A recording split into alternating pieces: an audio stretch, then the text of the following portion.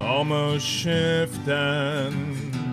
We got pizza. Moving boxes, or else Checkers beats us. Life is rough here in the depths of space. If shit set comes a knocking, we shoot them in the face. Gun cargo, gun cargo, gun cargo, gun cargo. Hail Cargonia, gun cargo, gun cargo, gun cargo. All right, I got another verse. I hear a boy coming right in my instant, and it just asks me why I blew them all away. But I feel so great now with Sovereign Cargonia. Every round we stand our ground. Gun cargo, gun cargo, gun cargo, gun cargo. Hail Cargonia, gun cargo. Gun cargo, gun cargo, gun cargo, gun cargo, gun cargo, gun cargo. Hail Cargonia, gun cargo, gun cargo.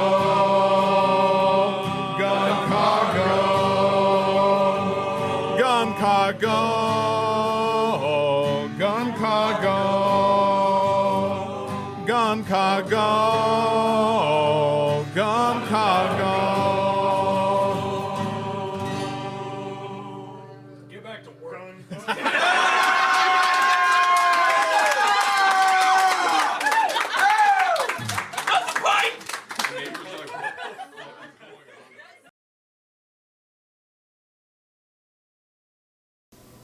Well, hello everybody. This is Doctor Who's the Chef coming to you live with a scarf around his neck. Let's get some music going.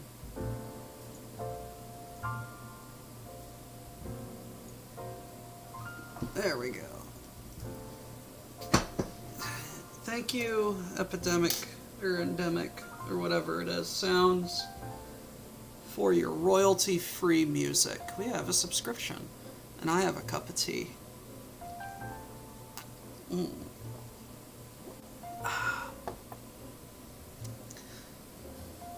And the lag begins. So, I just had a wild hair about possibly working on my scarf. I have been working on this scarf for quite some time. It's really, like, this is the first knitting project I ever did. It's definitely not the first I ever finished, because it's still going on, but I started knitting this, God, I think back in 2013. And looking at my stitches, I can really tell that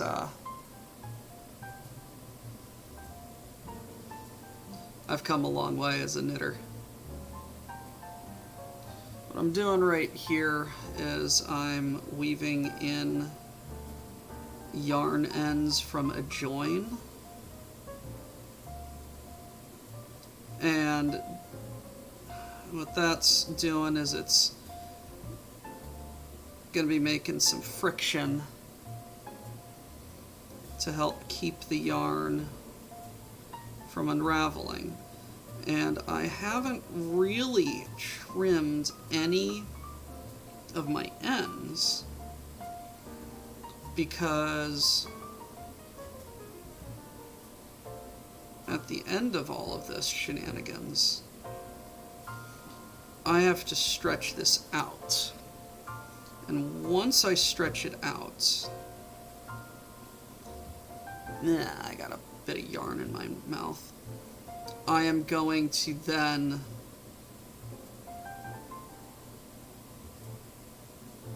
tie off and then trim.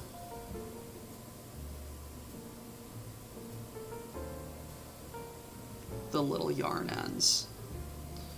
But my scarf is long enough that I can wear it. I have probably used about a mile of yarn in this, which is hilarious to me that this is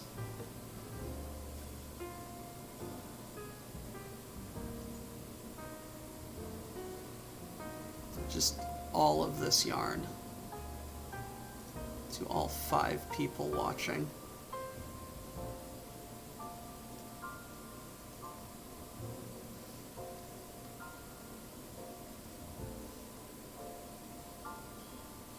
Thank you for staying.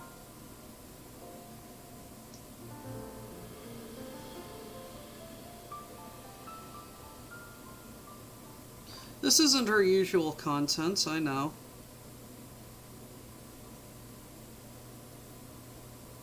But I just wanted to do some stuff. Okay, so I need to figure out how to get this to navel. Oh, no, it's just the next song. Just some lovely jazz. Feels like I'm at a coffee shop.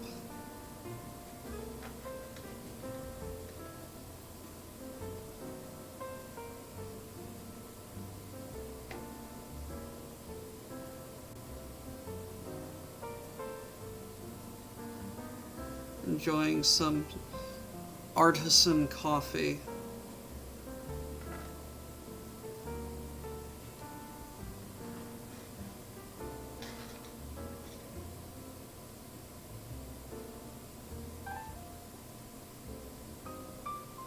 So I always go like 6 or 8 stitches in, just to get like that extra protection.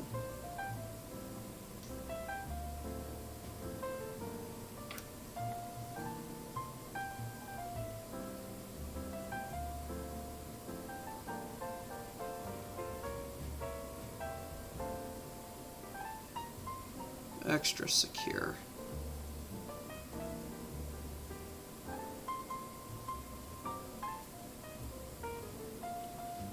No, life's going good. I got a haircut yesterday.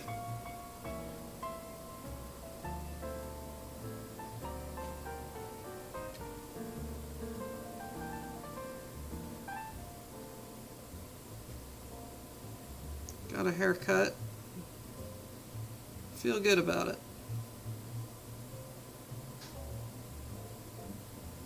Now, granted, it's nothing. It was nothing special. It's just I was getting real shaggy, and I really don't like. I really don't like having grown out hair.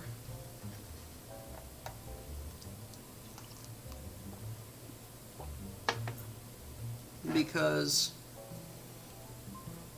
if anybody knows the scientist or the therapist from Animaniacs, it's like he pulls out his own hair and just kind of has like big poofy sides. That's kind of what it looks like with me. It's like real thick and full.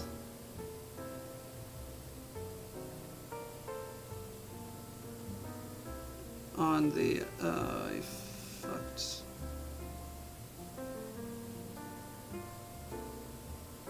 I fucked up a stitch.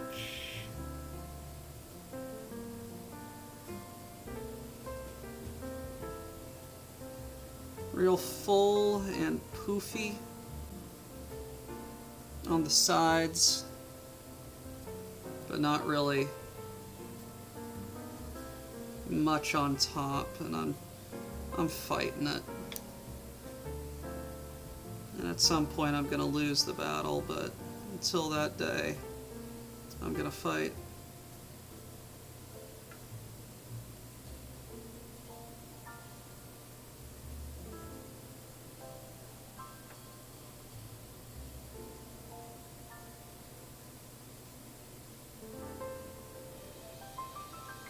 There we go.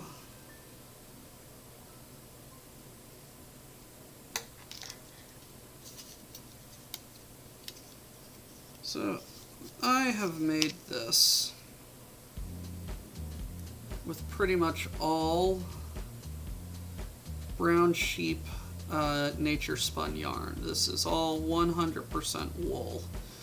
Except for the beginning, which is a wool acrylic blend, until I decided I am also going to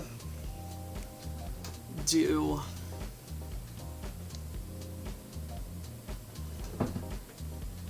wool for that color. So if you look carefully, you can see the transition in purple, but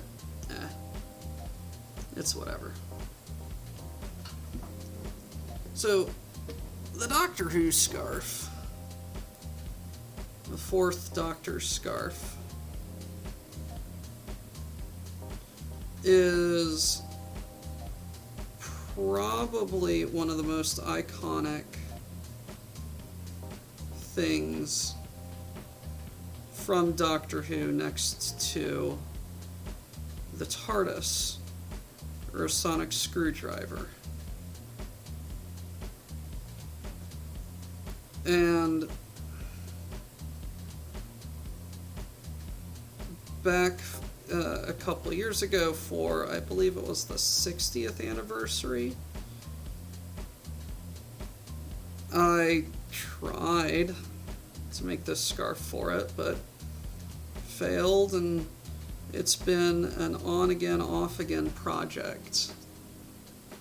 But as you can see from this handy-dandy diagram,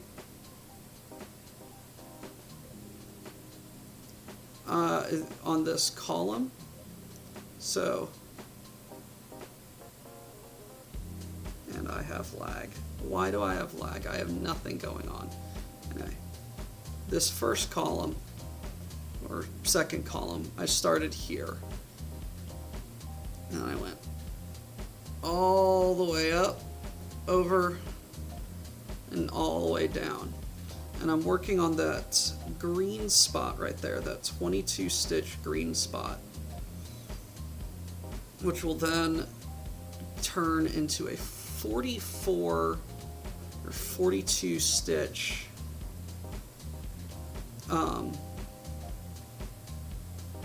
tan. That's not tan. Gray.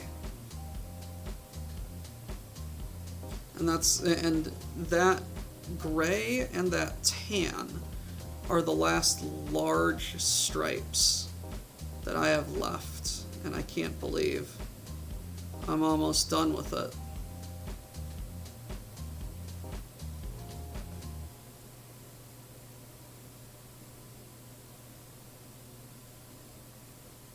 Yes, Cinder, hello. How are you doing?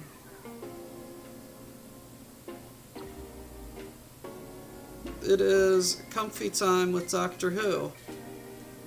We have nice ambiance. I have a scarf, and I have a nice cup of tea.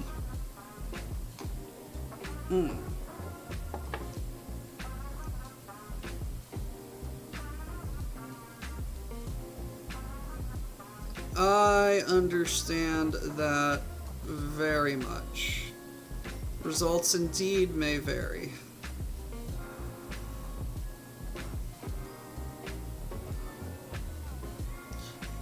Okay, what the fuck is lagging so hard? I just have 2 cameras and OBS running. Well, and music.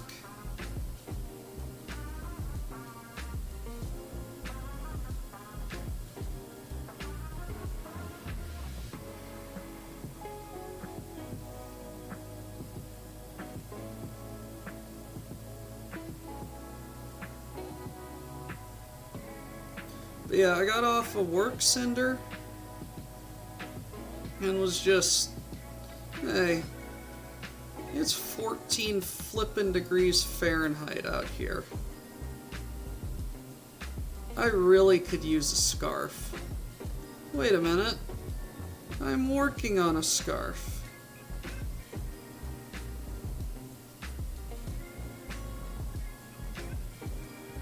Let me work on my scarf.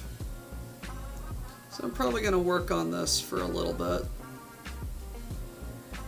And then go to bed. Wake up, and then hang out with some friends, go back to bed, and go back to work.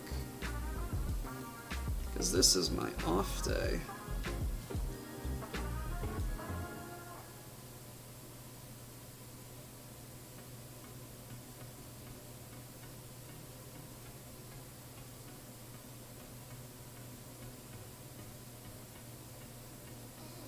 Fair amount of wind, upwards of 20. Yeah, it's not the cold, it's the wind chill.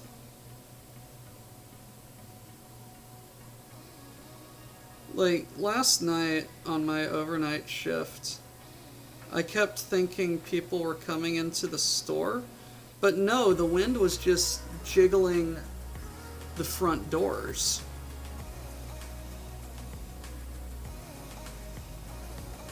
It was crazy.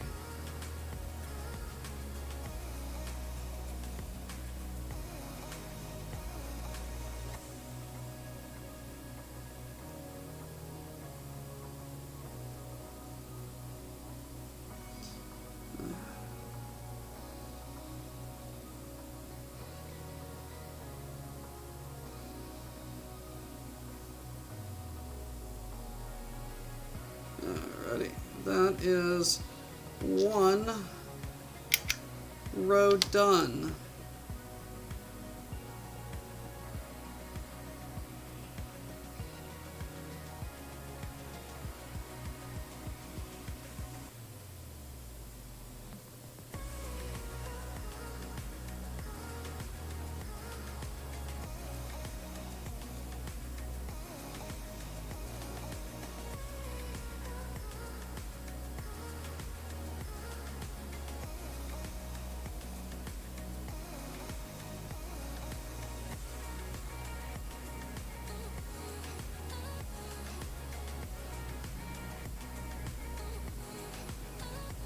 I mean, this is sort of itchy, but I mean, I haven't conditioned it yet, so when I do finish this, and I'm not saying if I finish this, because I am going to finish this. When I finish this, I am going to need, I have a yarn conditioner.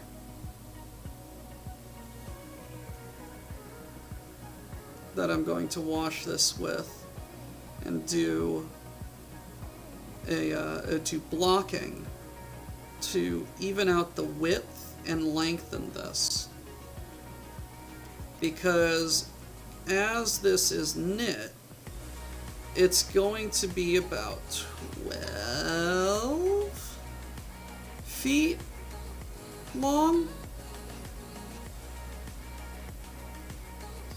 And I'm going to stretch it to about 18 or 20. This thing is long.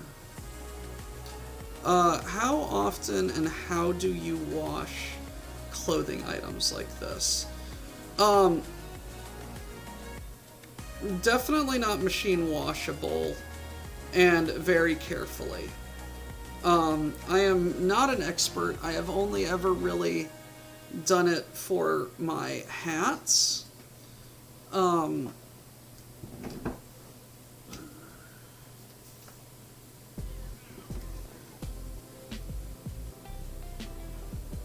So my Jane hat,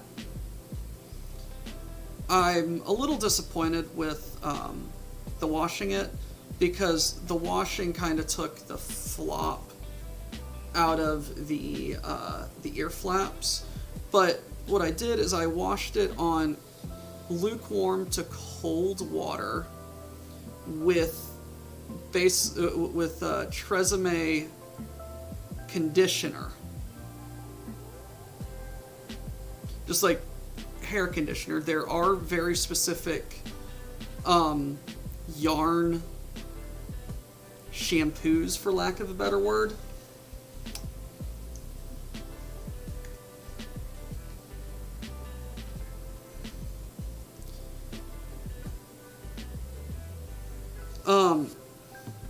But they basically do the same thing. And when needed, don't overdo it, because that can damage the item. But for this, the scarf, basically just like spot wash it with cold water and soap, I think. It's 100% wool, so do with it what you would do with wool, you know. Now, if this was like an acrylic wool blend, that would be like 100% machine washable. But it's not, so.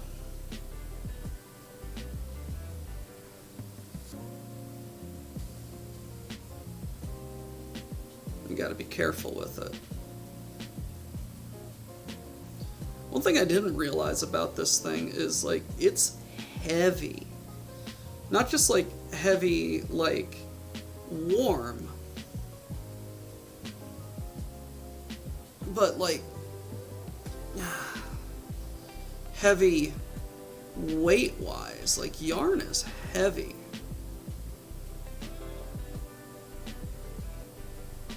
Like, this thing weighs like 5 or 6 pounds at the moment.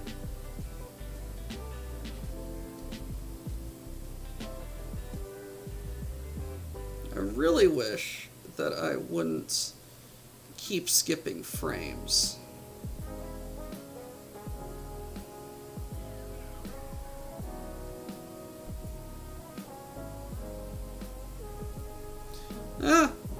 Right?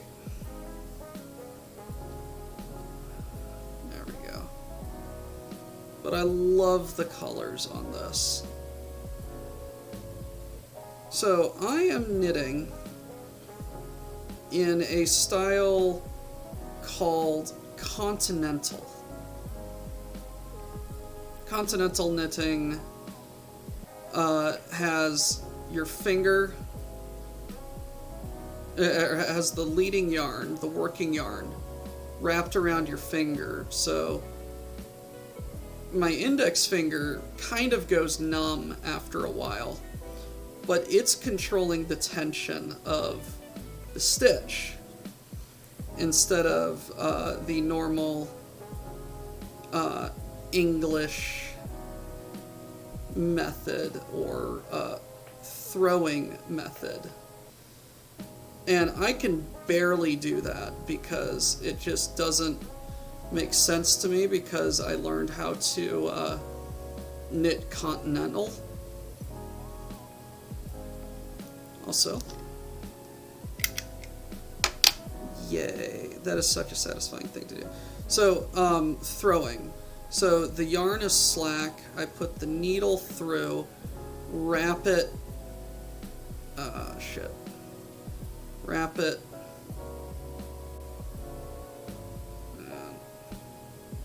Damn it. I can't even do it. It's also hard to do, I think, with this slipped stitch right here. There we go. Boom. Alright. Let's work a few stitches really quick.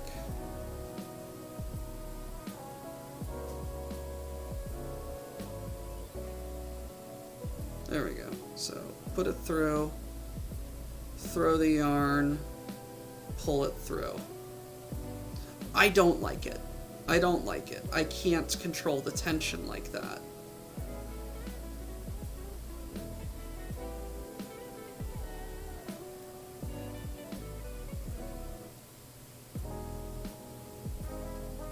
It's just weird.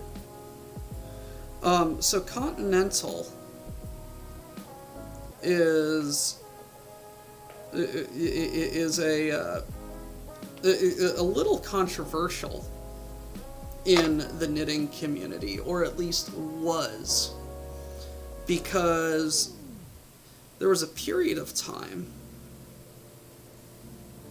in about the 40s and 50s where it prior to that, it was a very, very popular method to knit. But during the 40s and 50s, it almost died out because it was called German knitting.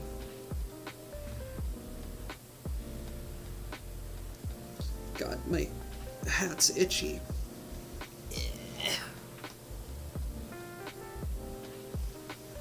There we go.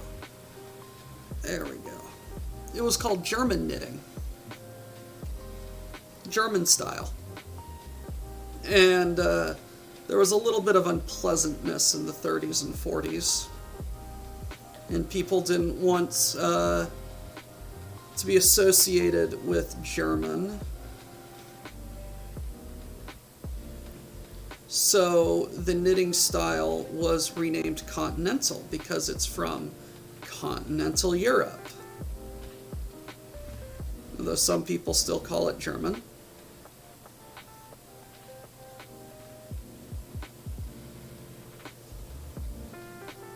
It's like the downside of this is my finger gets very tired.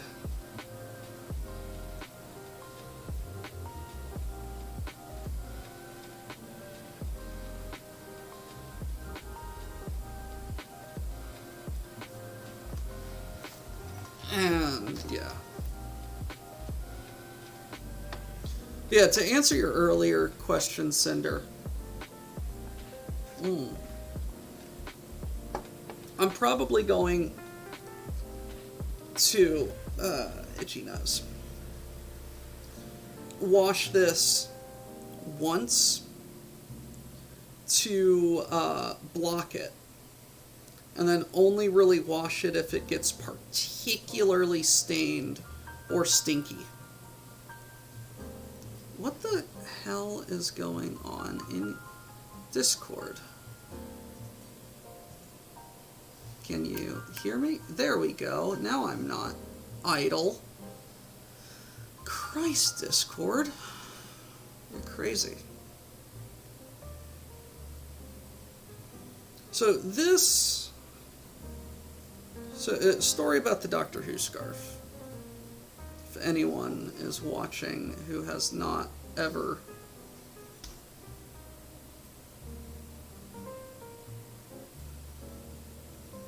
heard the folklore around the scarf. So when Tom Baker was cast as the Doctor, they wanted to find something to set him apart, make him quirky.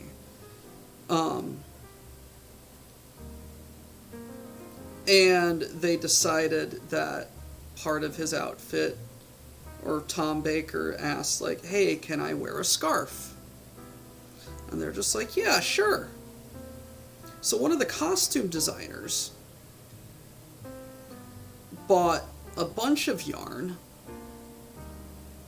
and brought it to a friend of his, or a relative or something, who knits, and said, oh, what drops? And said something along the lines of, hey,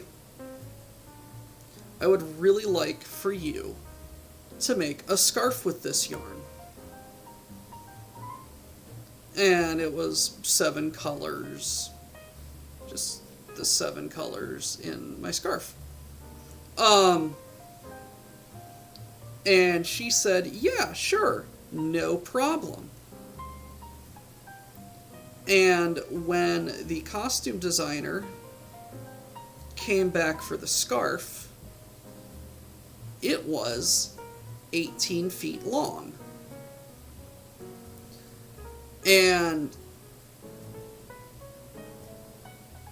he said, I didn't mean use all the yarn. And she said, well, that's what I thought you meant. And so he brought it back to the studio, and everybody was just like, oh man, what are we gonna do, blah blah blah. Should we get it remade? Should we cut it down?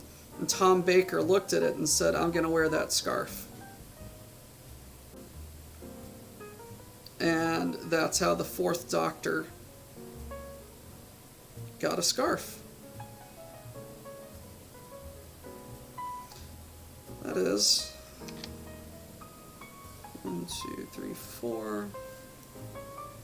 1, 2, 3, 4, 5. Click. That is such a satisfying sound. It's like Papers, Please.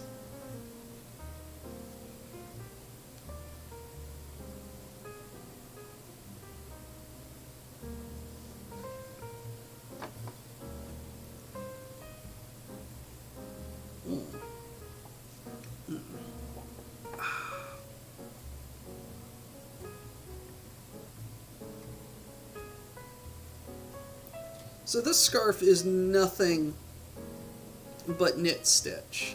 Knit stitch on the working side, knit stitch on the face side. So that turns it into garter stitch. Now, something like my hat that I just showed is nothing but knit stitch, or knit in the round. So if to achieve that effect on like a sheet like this, I would have to knit 1 row, then purl 1 row. So it's just straight knit all on the one side.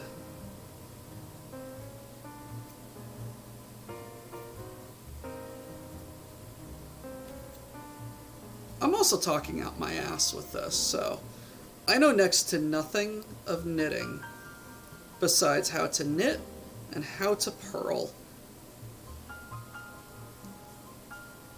And occasionally do yarn increases. Come on. Booger.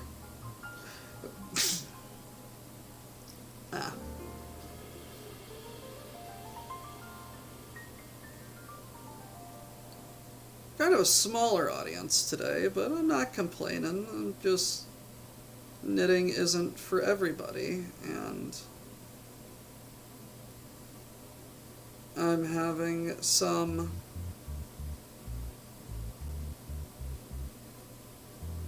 OBS issues with lag. I swear to God, I think the music stream is fucking with it.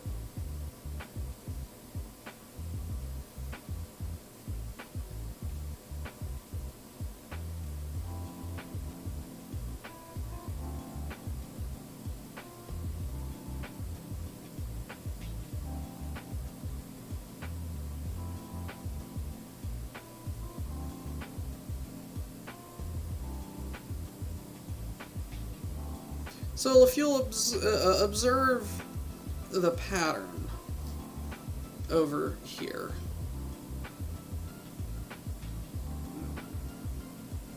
If you'll observe the pattern over here, you'll see some brackets with some numbers. And those brackets indicate sections of the scarf that were damaged beyond repair and removed during excuse me, those seasons. So for season 12 was when the original scarf was at its longest. Halfway through the season, the tan section that I am going to get to next was damaged and was removed. Season 13, this section of purple, red, green, brown, and purple and tan were removed due to damage, subsequently followed by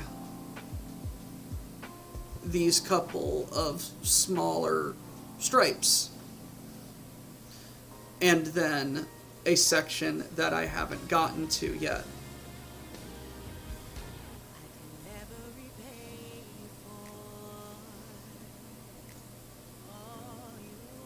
Nope.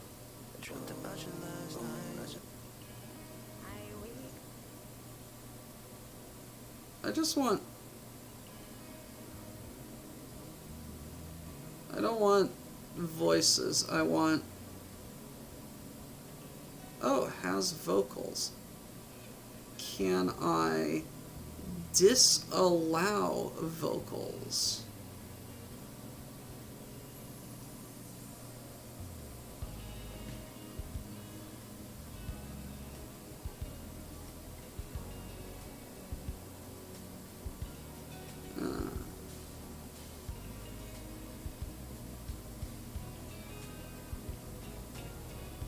I don't know. I will fuck around with this.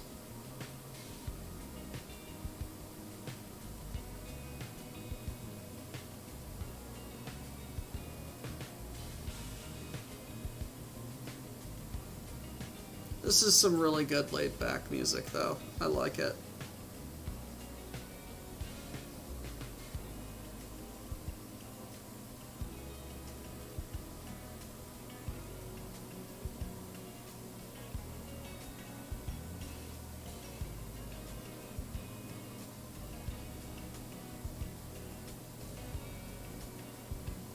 There were some smaller patches that were done with like spot patches, which just adds to the charm of the scarf. Now season 15 is a monster of a scarf. The season 15 scarf uses remnants of the original scarf and another scarf, a new scarf, to make an extra long scarf that is, I think, 25 feet long. It's a ridiculously long scarf. And I've had people who have made that scarf I've talked to some people who have made the scarf, or known people who have made the scarf, and there's a big problem with it.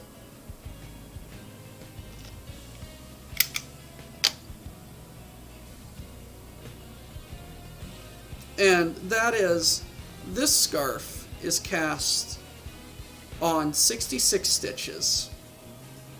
So that's 66 stitches across. In sport weight yarn. Very, very lightweight yarn. The other scarf, its newer sections, are cast on 60 stitches in worsted weight yarn, which is a slightly heavier yarn.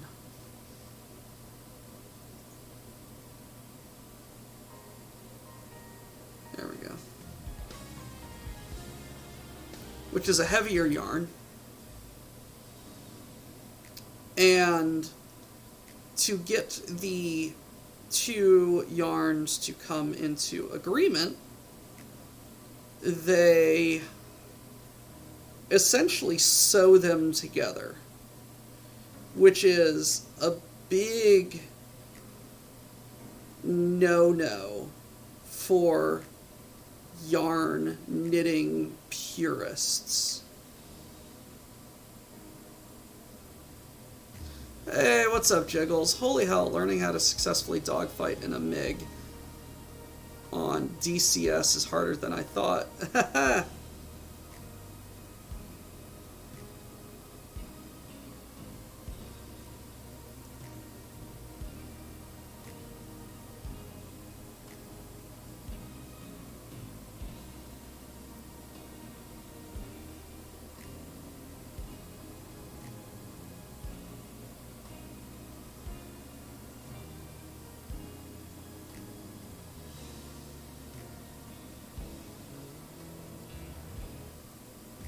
Well, then go faster.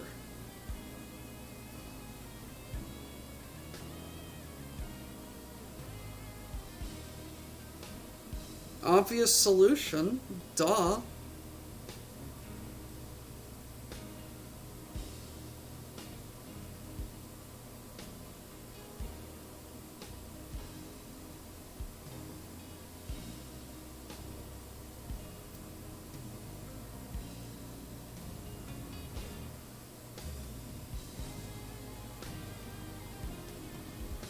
I remember Tech saying something about about planes turning funny when he was talking about the Sopwith Camel and how it had so much gyroscopic force that it would just veer right all the time.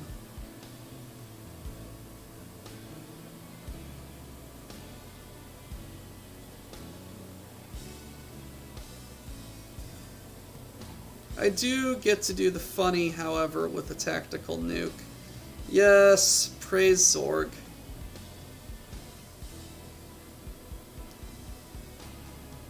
Just push the pedal harder.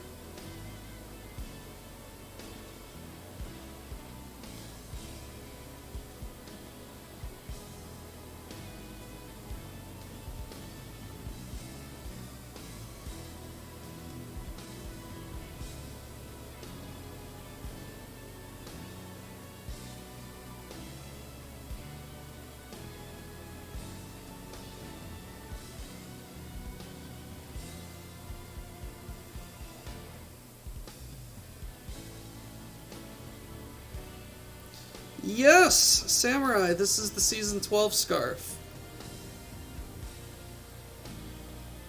The OG scarf that started it all the sections.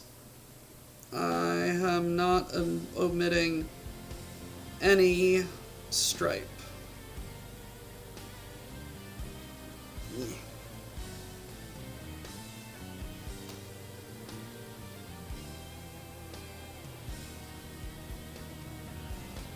I remember when I finally passed 5'6", 5'7", and the scarf was then officially longer than me. Now it's basically twice as long as me.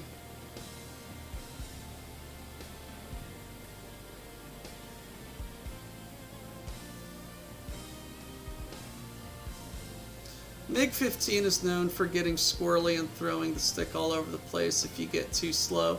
F-16 is known for having micro adjustments every second.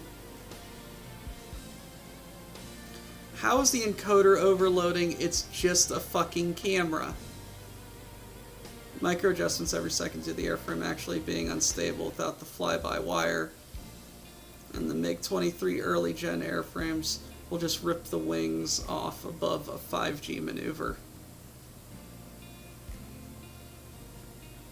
It's almost like humans it's almost like we weren't supposed to strap overpowered engines on essentially aerodynamic bricks and then tell them to go do stupid shit in the sky.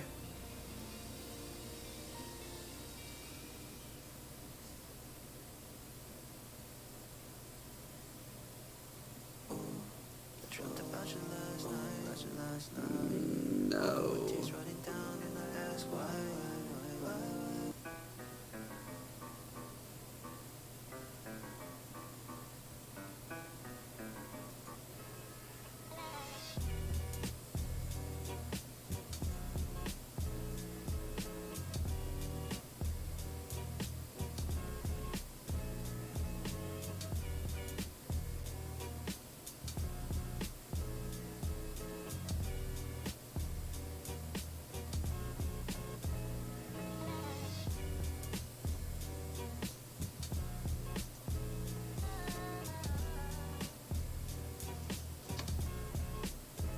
The discussions we have in the BPO. F4E takes the term aerodynamic brick a little too literally.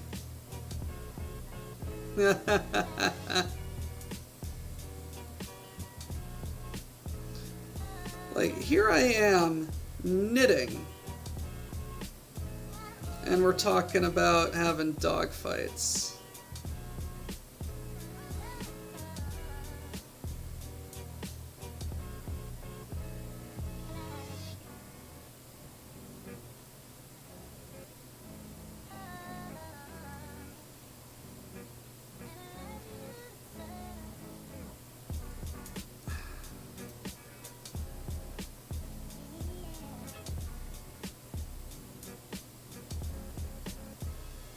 Lead Sled Flying Foot, largest distributor of MiG parts, and with 11 rows, I am now halfway through this green stripe.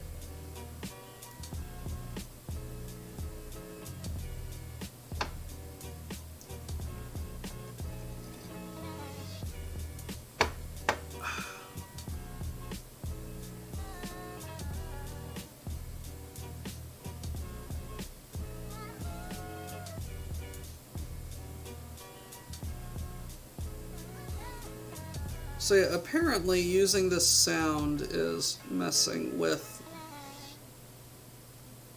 my OBS.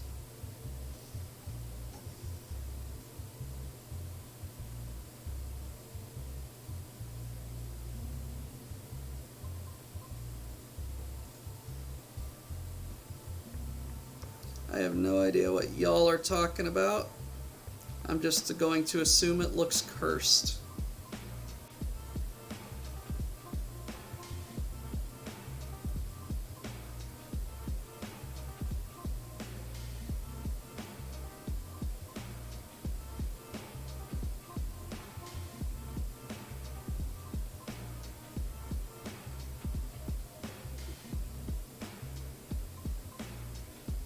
No.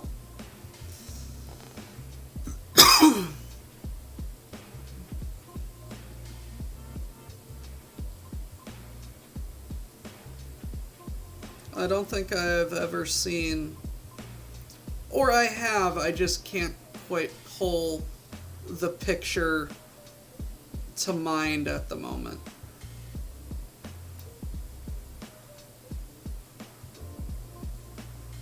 Drop a link to a Google picture.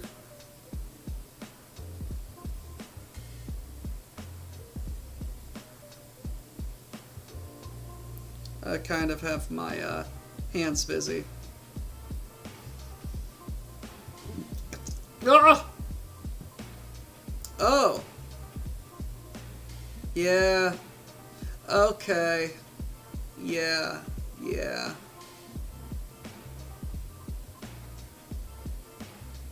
I've seen that before. That's an airplane, all right.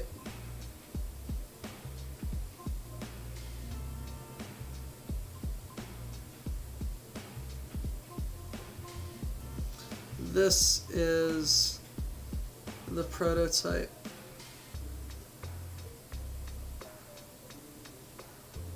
Huh.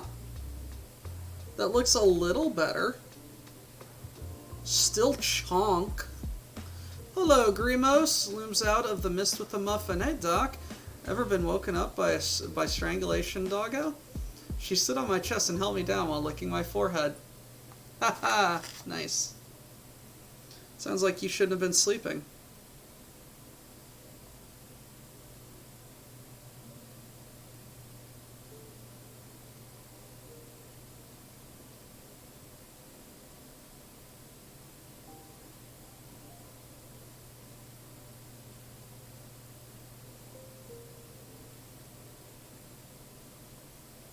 But yeah, Grimos, I just decided, hey, I've got a little bit of energy. Not enough to play a video game. But I'll fill the air with some chat and,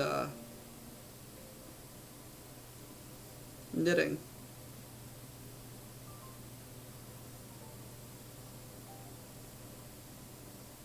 I also really want to work on this scarf because it is 14 degrees Fahrenheit here. For the rest of the world, or anyone with a lick of sense, that's minus 10 degrees Fahrenheit, minus 10 degrees Celsius.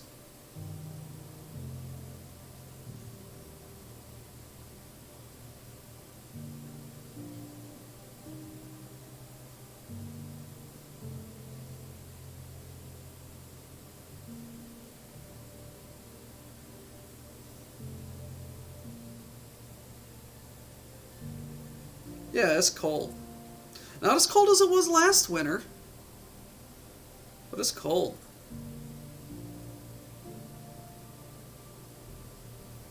Hey, send some of that heat my way, man. I want to go out in shorts and flip-flops again.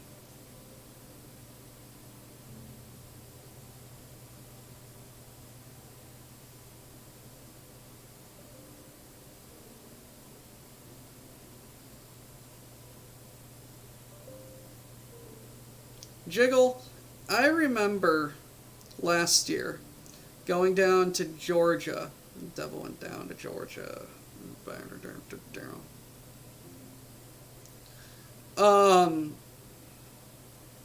down to Georgia for Christmas with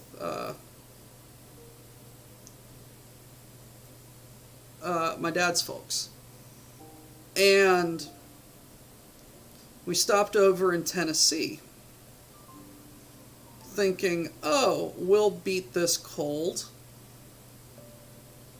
And when we got out of our lodging at Tennessee, it was like 25 degrees outside and there was snow on the ground and people were just like, why is it so cold?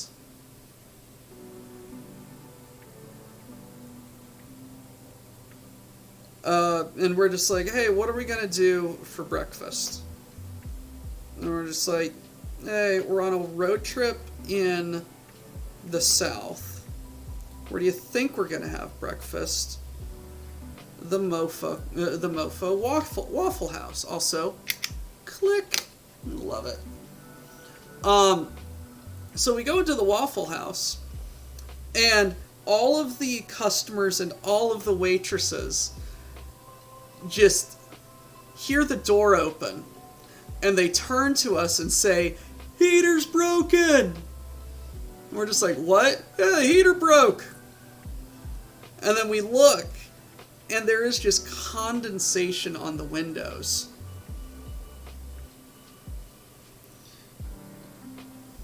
And we're just like, oh wow, it really is chilly in here.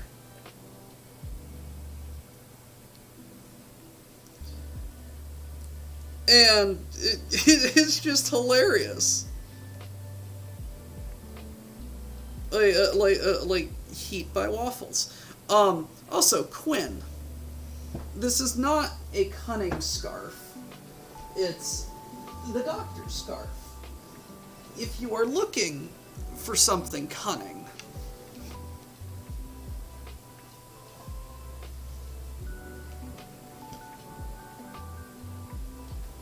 I have a hat for you.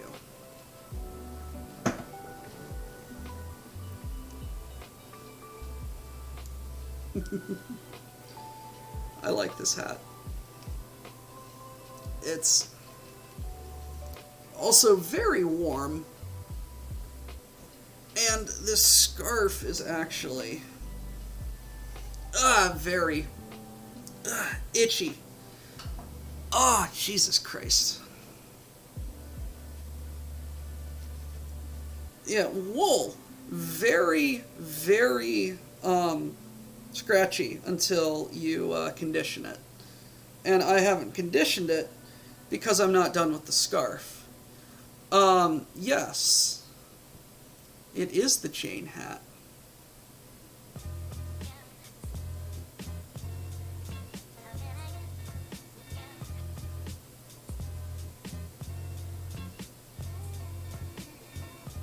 Man walks down the street in a hat like that, you know he's not afraid of anything.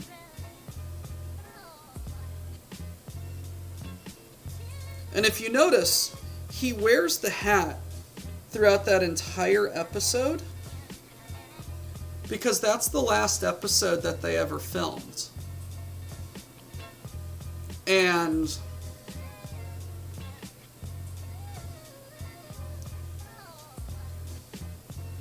they just didn't care anymore.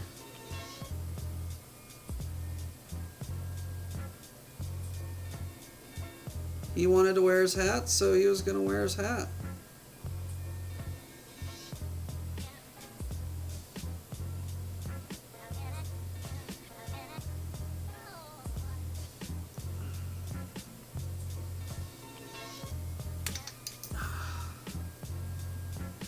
You just see how long it just took for me to roll up the scarf, right? This is a lot of scarf.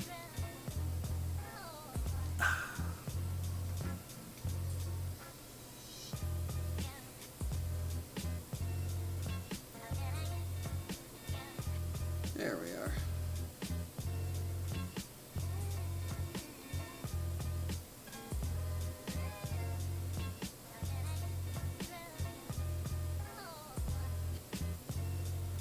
Yeah, reiterating for the new people.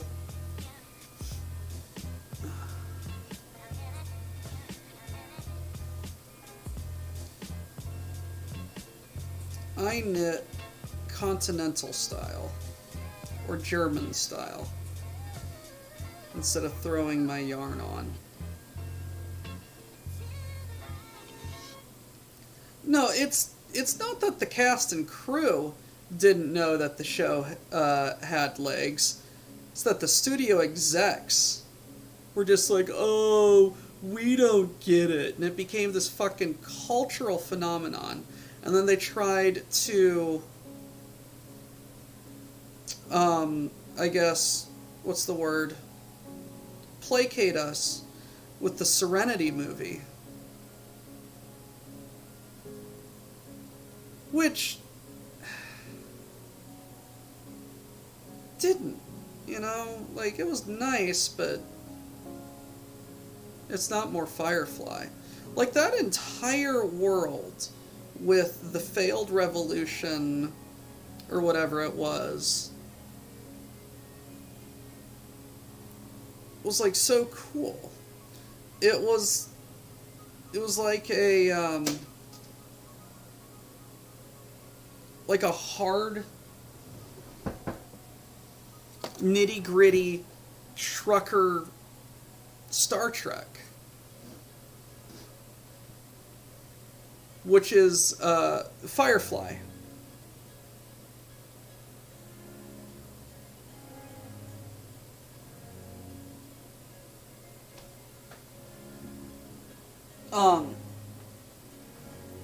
Which was really fun.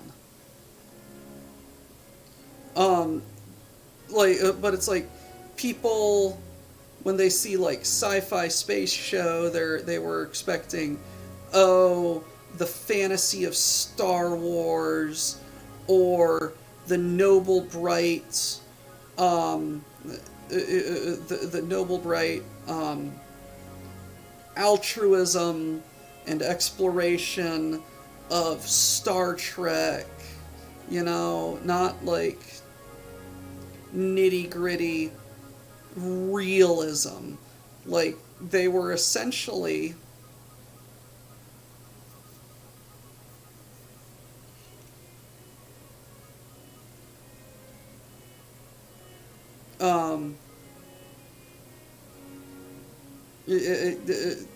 like they were essentially like mercenary space truckers,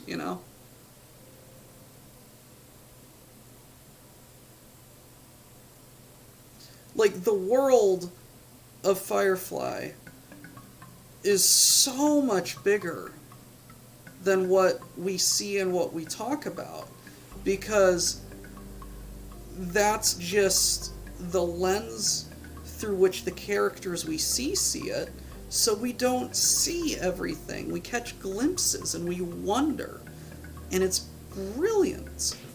No, yeah. If Firefly came out in the 10s, we'd probably have like 5 seasons of Firefly, and then talk about how, oh, the show should have ended after season 4, blah, blah, blah.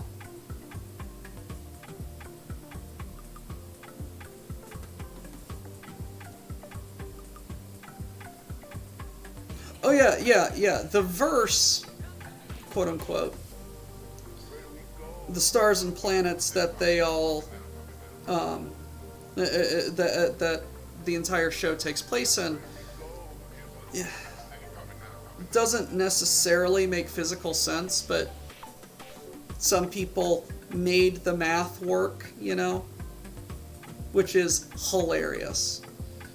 I think one astrophysicist who was asked to help in that endeavor said something along the lines of, this is the most amount of work I have ever put into a load of hooey.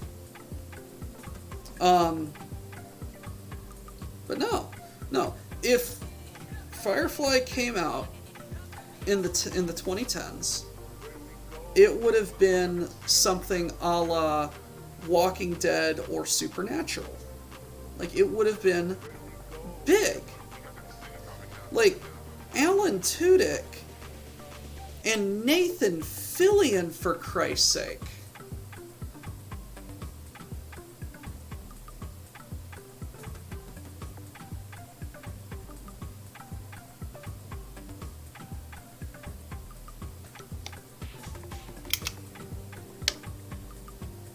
"13 rows.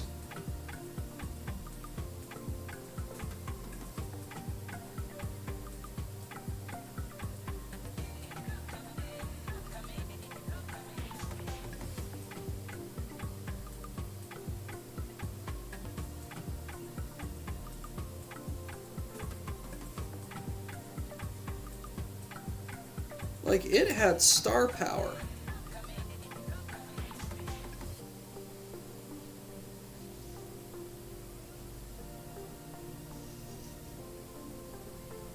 Also, isn't the mechanic girl, isn't she the redhead girl from How I Met Your Mother?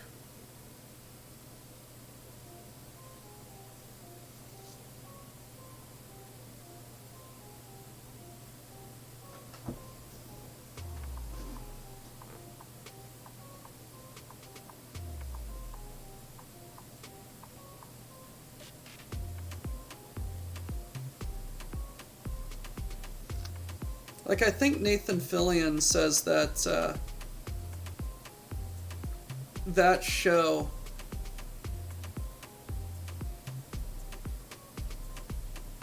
was like one of his favorite things he's ever done.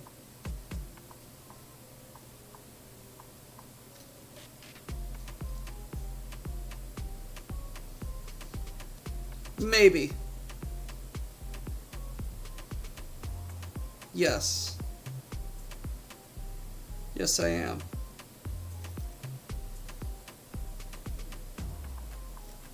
They looked similar to me. I don't know.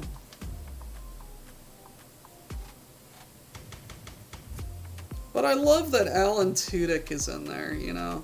It's hilarious.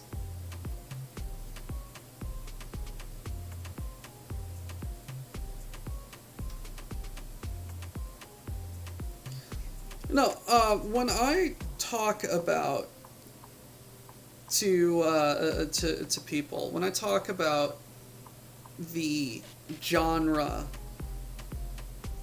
of space western,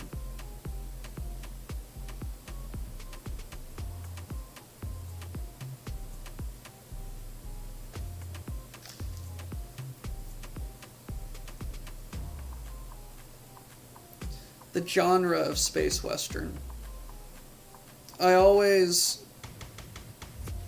I've got a couple of examples.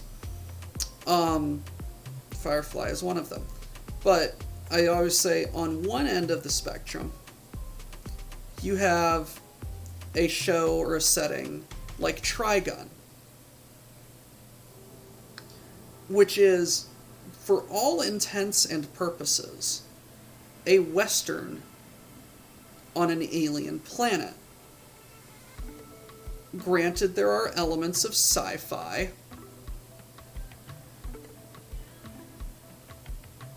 but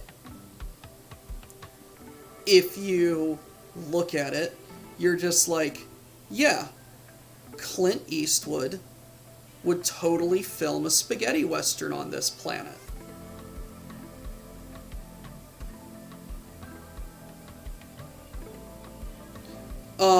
And then on the other end of it, yes, Quinn, you basically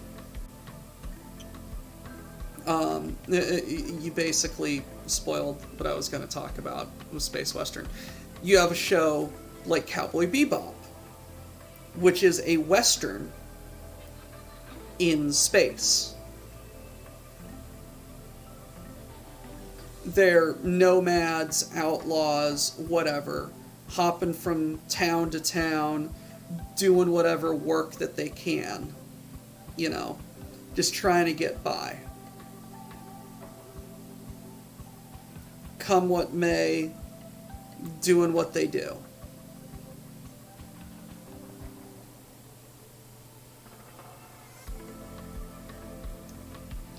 God, I love Trigun though. UNC, like, Trigun is one of my favorite things. But along the same lines of a quote-unquote western in space, a la Cowboy Bebop, is Firefly. Like, oh yeah, sci-fi, lovely. We got spaceships going to different places. And what are they hauling? Cows. You know? Like, it's nothing fancy. They're just, they're doing what they can. Fighting with revolvers and essentially Winchester rifles. Like,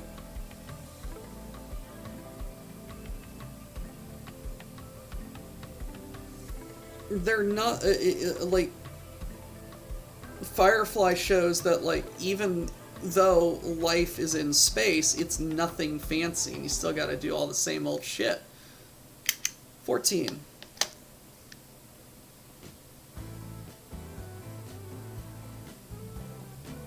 And it probably has been touched as a genre since then, but I can't really think of any more space westerns And I'm not talking like cowboys and aliens kind of space western. That barely counts.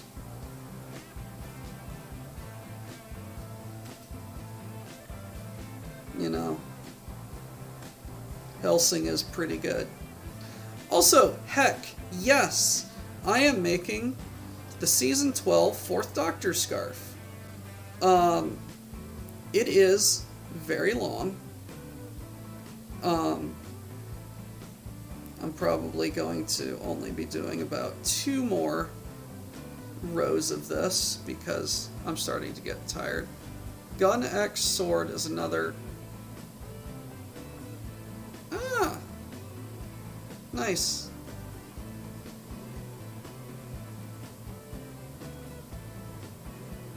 Was it also like, what, Gunbuster Girl or something like that? I don't know. With her very special reload.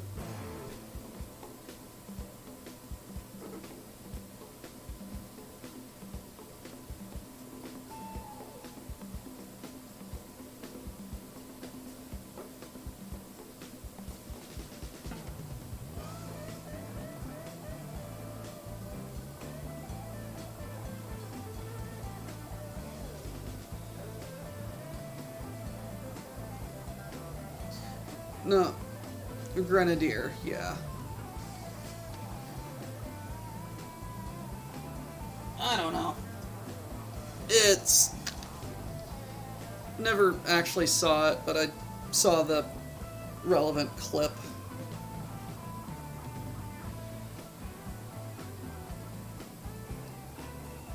One of the things on my short list is using Deadlands Lost Colony. Do it, man! Do it! Ain't nobody stopping you. Do it.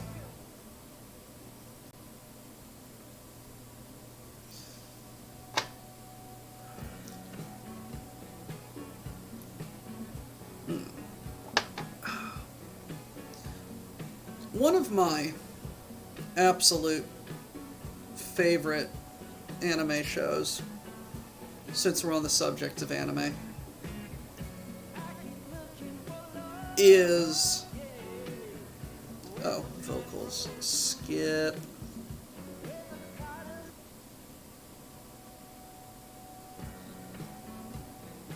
There we go. One of my absolute favorite shows.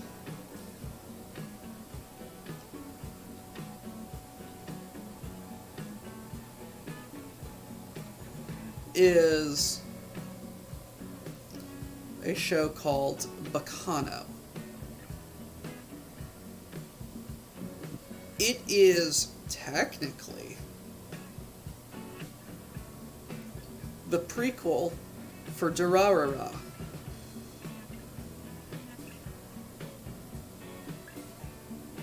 In that 2 characters from Baccano show up briefly in Durarara.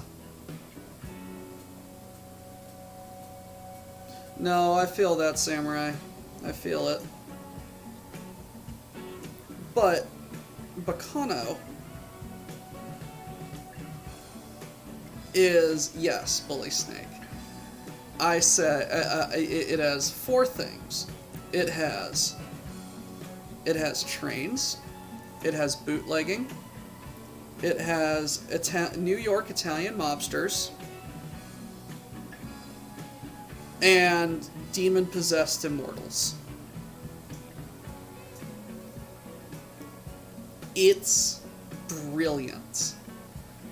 What I love, however, is the storytelling, how they tell their story. Without really spoiling anything, pretty much every character in the opening cinematic is a main character. Like, no one is a supporting character. No one's background. Everyone is a main character. Therefore, the camera follows every character. So the first couple of episodes are things like flashbacks, getting to know these characters, and then them on the train, all witnessing the same event.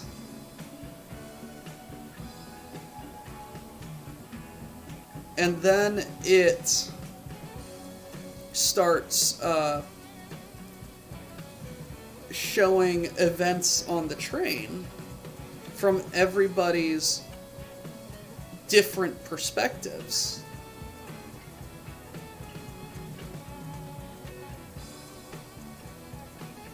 While intermingling flashbacks revealing relevant story information. I call it the Pulp Fiction of anime because of this.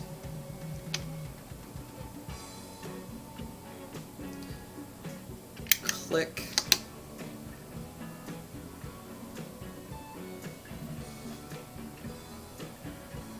And I just love it so much. I watch it occasionally, and I still find things and make connections that I haven't seen yet. Which is what I love about it. I just go, oh, that's what that thing is. Durarara has very similar, I guess, vibe that way. I gotta finish Durarara. It got weird.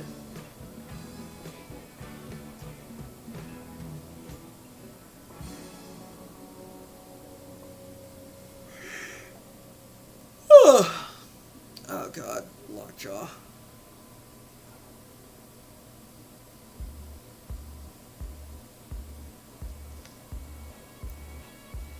I would like for all of us to come together in this season of hope and kindness. I would like us all to come together for one and come together for one singular sentiment and repeat just 3 simple words. As Battletech fans, just 3 simple words. Fuck Harmony Gold.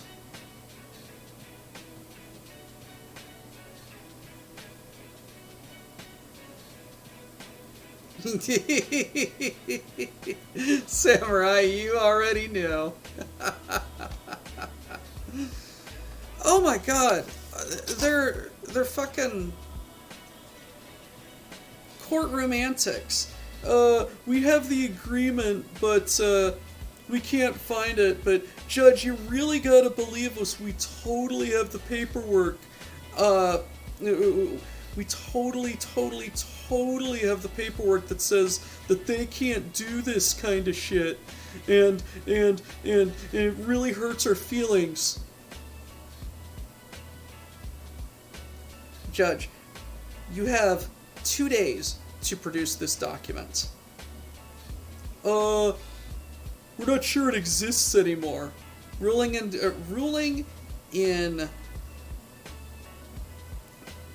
favor of the defendants, dismissed with prejudice.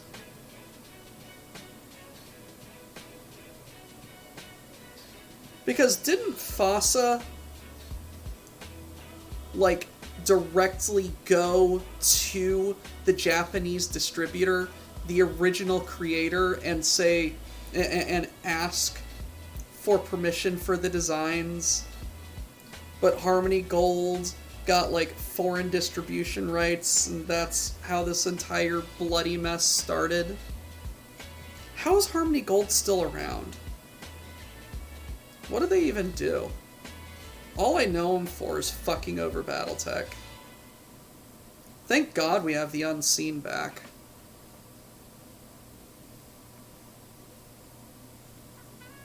But yeah, Bully Snake, yeah. Bacano ties everything together beautifully. Oh yeah, okay. Jiggles. Mr. Jiggles, look up Sid Alpha Harmony Gold. Sid Alpha does a lot of gaming news and shit.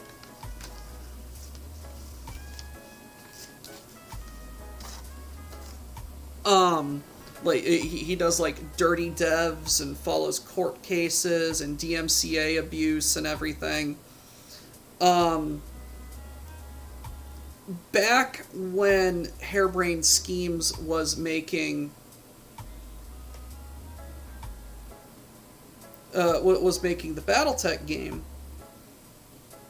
they were embroiled in a court case. Them and Piranha, or Catalyst, yes, were embroiled in a court case against Harmony Gold because they wanted to use the unseen mechs. Things like the Marauder and the Warhammer and various other mechs that have not been seen in official BattleTech artwork or games for a while. They've been mentioned, but never seen.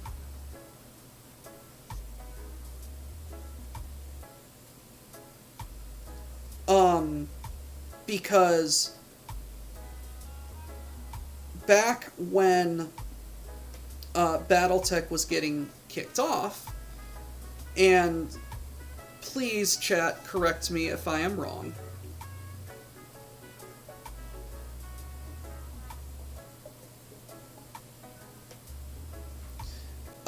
But back when BattleTech was first getting started, Battle Droids or whatever, they were in desperate need of giant robot artwork.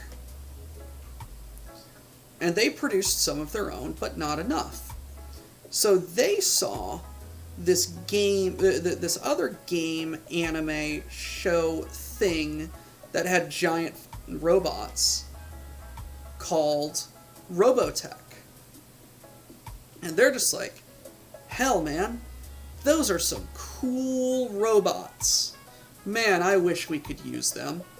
And then some bright eye, some genius decided, hey, also, click, what if we just ask? So, FOSS's lawyers, or artists, or people, FOSS's people, talked with the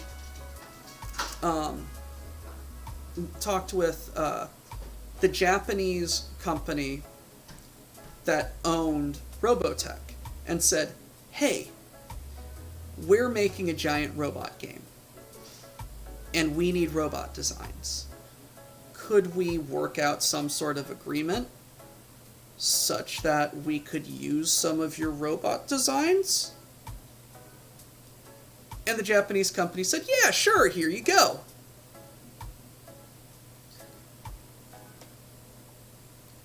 Harmony Gold is, I think, some sort of media company. And they had going around and buying like distribution rights and various other things. And so they also had an agreement with this Japanese media company for foreign distribution rights of Robotech and various other properties. They claimed that included the images of the mechs that FASA had essentially bought from Robotech. And so they said, you can't use those because we own the foreign distribution rights and we are going to sue you. And for years, stalemate. Yeah, it's a line counter. It says 16. That means I have 16 rows in this section.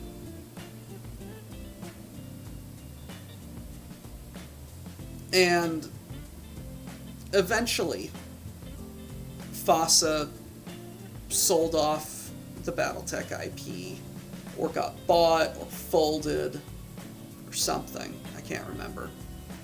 And not harebrained schemes. Catalysts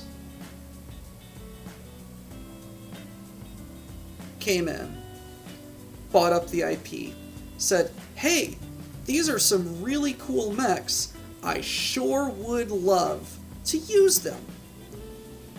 Is there anything stopping me from using them? Oh, not really? What's this document that says that we are allowed to use these? Okay, cool. Guess we'll use them. And then Harmony Gold came up out of the water and started suing them.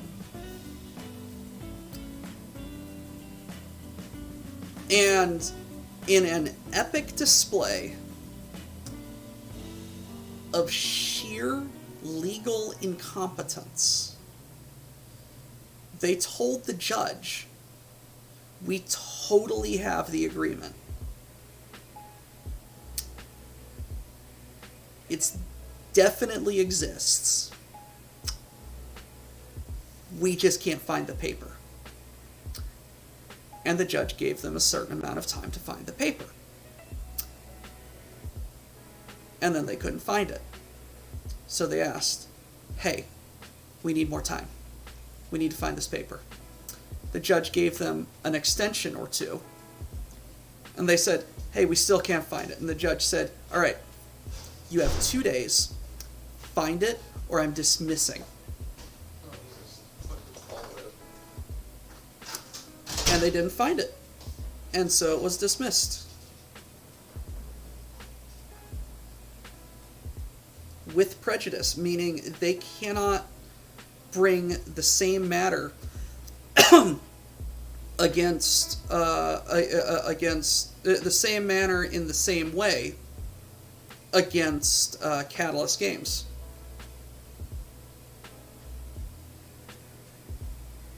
Which is why we are seeing a little bit of a renaissance, as it will, of BattleTech.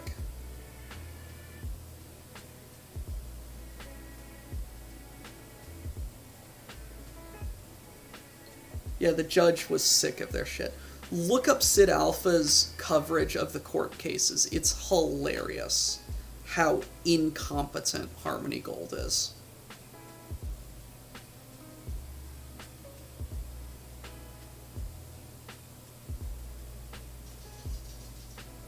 You may not agree with Sid as a person, but he's an entertaining enough watch. He tries to be factually neutral, but when someone pisses him off, he doesn't hold back.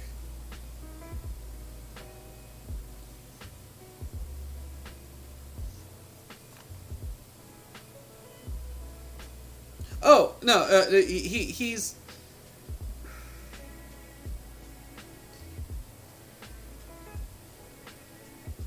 Some claim he's a shit stirrer, if only for reporting on what shit stirrers do, you know? He's not like a Keemstar drama chaser, but he reports on dirty practices of game developers, of of content farms and various other things, and then the developers and companies start DMCAing his shit, and then he fights back by publicly he fights back by publicly displaying everything that they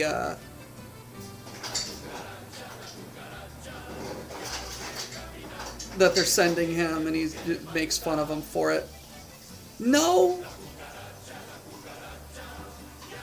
he doesn't poke shit into stuff he probably shouldn't. For the sake of it, he just likes keeping people informed of worst practices, you know.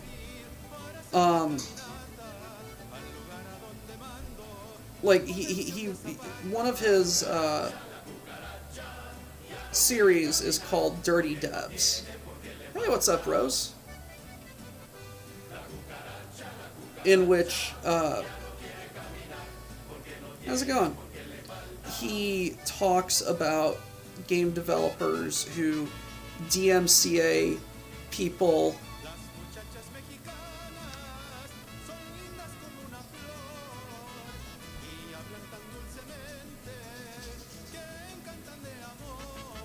for negative reviews and what is it? Asset flippers. Yes, that's what it is. He has a particular disdain for asset flipper games.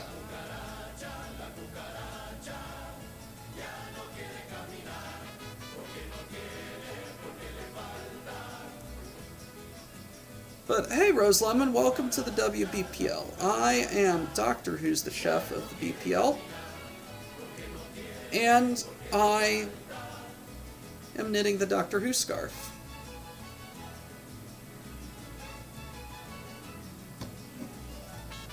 What did you say, Little Willie?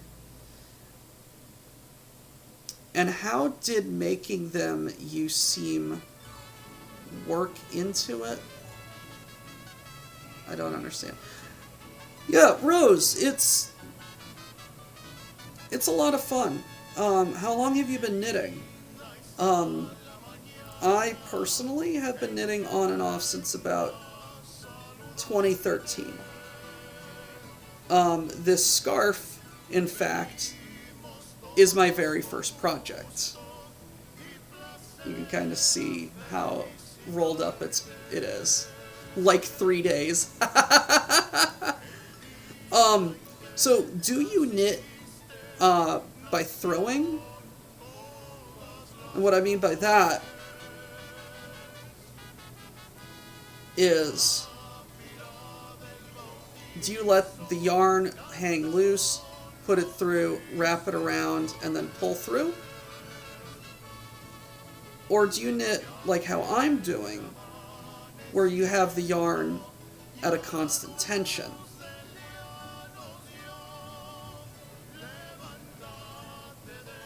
Because I find this way a little easier.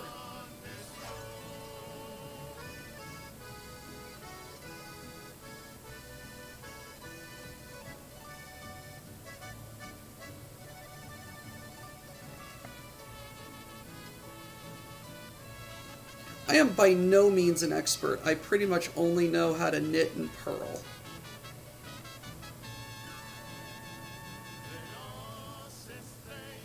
That is another clicky.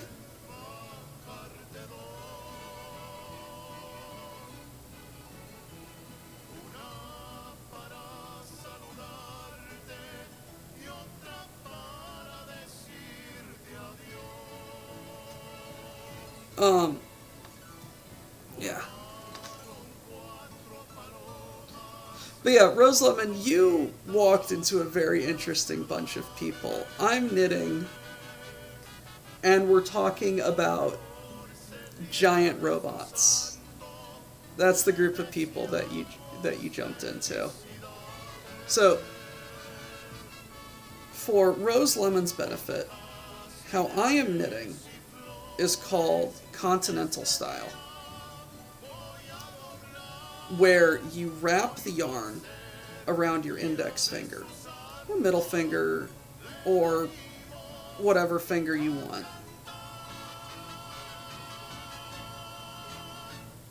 Okay, so yeah, let me, as some sort of rank amateur, try and say how, lordy, that's been bothering me for a while. How I knit. So, working yarn, leading yarn right here. Wrap it around your finger, so you can get so you can get some tension. Your working needle, you can see now, has the yarn coming off of it. You're also left-handed. Figure out how to knit left-handed, or you're gonna have to try and do it like this. But you might have to do the throwing method then. And I'm waiting for the lag to stop. Please, lag stop.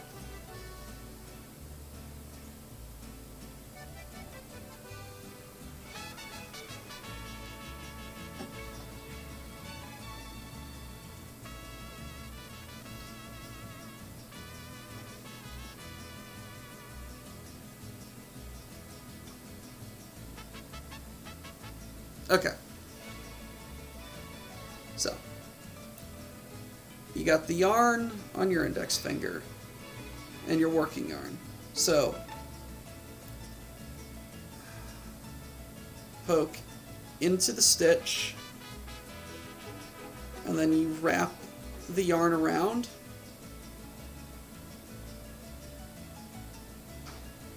Lag. Wrap the yarn around, and you pull it through the stitch. Slip the stitch off, boom.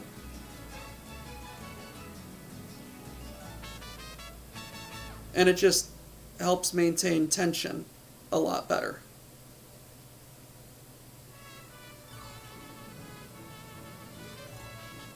Yeah, I have no idea why the laid-back endemic playlist suddenly went mariachi. I don't hate it. I'm just baffled.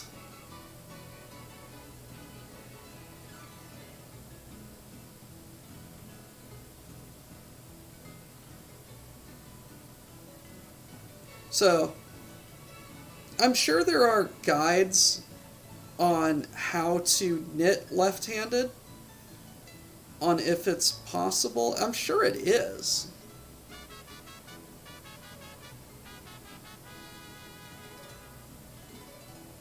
But as a righty, this is what I got.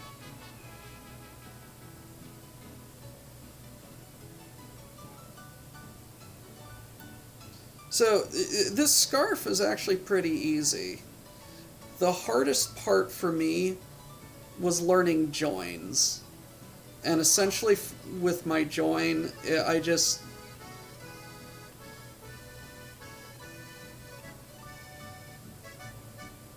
go from one color to the other. Got something on your needles.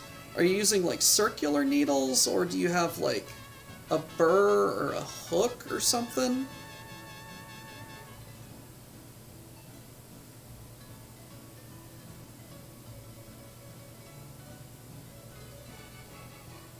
I'd also encourage you to go to, if you have any near you, a yarn store, because pretty much every yarn store around me has knit nights or craft nights or whatever. Oh, just circular needles. Yeah, circular needles, especially for something like this, is super nice. They can give you pointers and helpful advice And when I went to a couple of them pre-pandemic, God,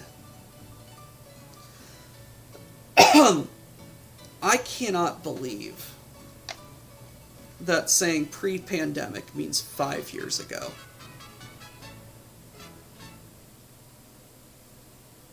Hey, what's up, Krieg? Thank you for joining and following. Welcome to the WBPL. La cucaracha.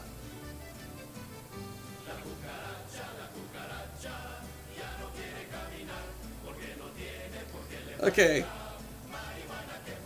This is just funny.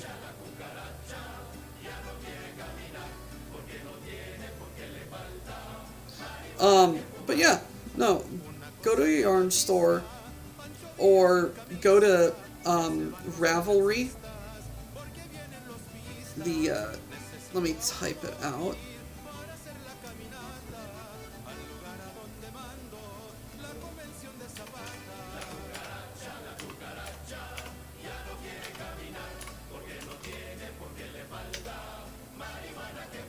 That is a knitting website where there's tons of patterns and forums and everything. Lots of really good advice. You might also be able to find a group near you if you don't have a yarn store that does knitting, you know. But people, at least the people I know at the stores that I go to, love giving advice. And in fact, I had a boo-boo in part of my scarf that they helped fix, and it was very, very magical to see this lady work. I know Grimos. I haven't seen it in a while. No, my mom took me. Bought tickets for a rail event. The Polar Express is in town.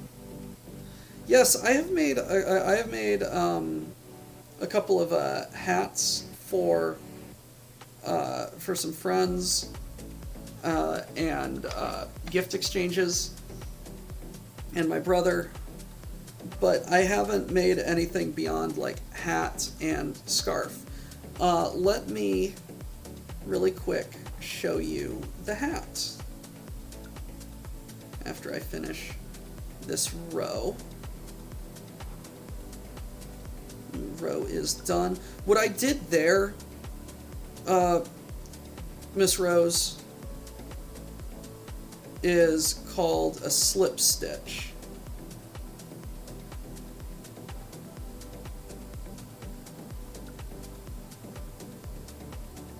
So instead of working this stitch, what I did is I flipped the yarn to the front and then I slipped it as if I was knitting it. And that just gives this a really neat little edge. Alright, show and tell.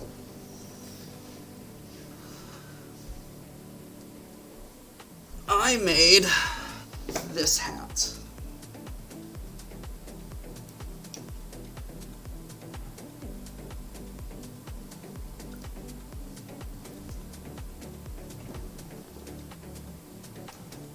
This is Jane's Cunning hat from Firefly.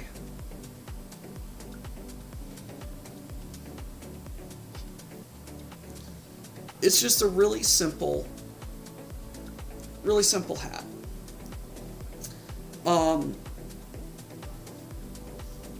Yeah. So, this is like the knit side, you know, or like the working side of the yarn. So you'll see that it looks very similar to the scarf. So what this is I just go around and around and around and around and around, and I knit, knit, knit, knit, knit, knit, knit, knit, knit.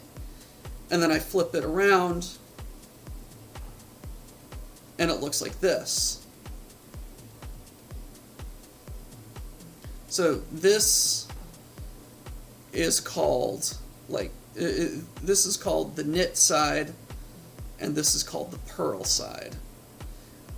I don't know why, but when you knit, when you do straight knit, it looks like this. When you do straight purl, it, thank you for the lag, looks like this.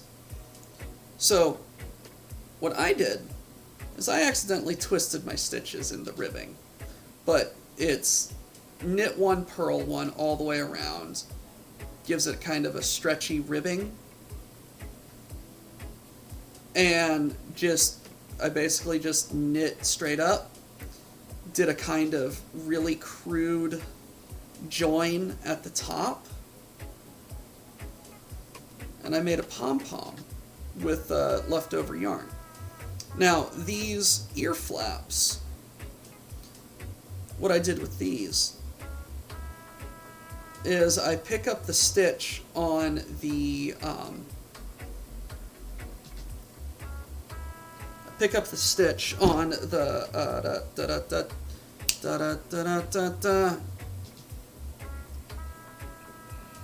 cast on. That's the word. On the cast on of the ribbing. So it's essentially a join, but like a manual thing. And then it's just essentially just straight knitting, you know. So knit and purl really quick to get it joined on. And like straight knitting, there's no edging, so it kind of curls in like this. And what I want it to do, and what the original hat does, is the ear flaps are supposed to kind of curl out like that. So what I may do, if I ever get the gumption, is get this wet and form it, because I conditioned this. I washed it and I conditioned it, so it went soft and slack, you know. But no, with the weather we've been having around here, this hat has actually come in handy really nice.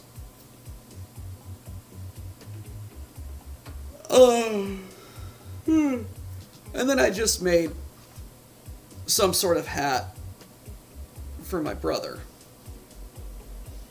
How many? Wait a minute. 1, 2, 3, 4, 5, 6, 7, 8, 9. 1, 2, 3, 4, 5, 6, 7, 8, 9. Ah! I missed a clicky.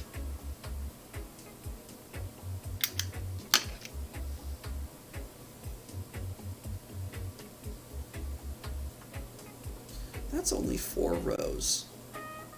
You know what? I am going to finish this stripe,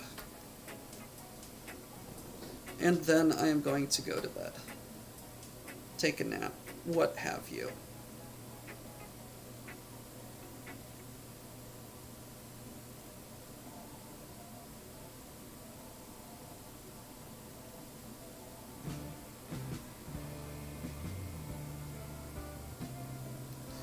So you've made the Jane Cunning hat in crochet. Lovely.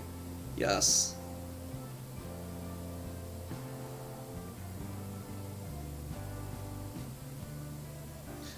Krieg never tried knitting or crocheting. Too much technical hand skill for me. I mean, so's painting, you know.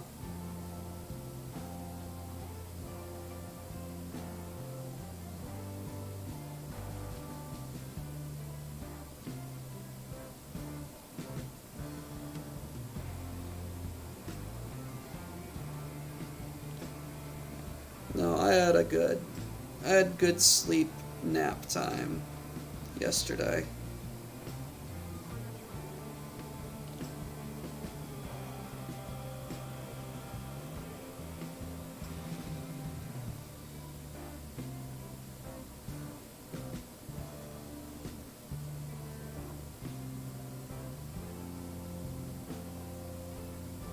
Actually, I have no idea why I have this much energy.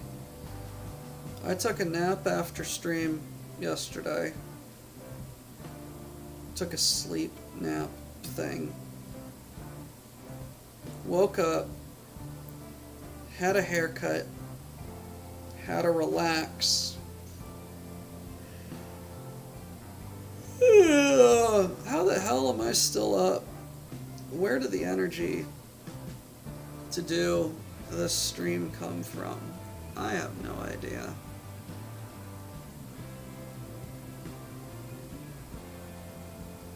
Probably a desire to be warm.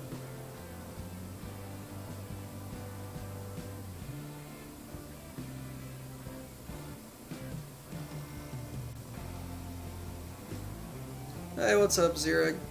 Sorry I didn't say hey when you popped in. Or acknowledge you sooner. What do you mean my hat looks like a helmet? It looks like a hat. You're saying my head looks weird?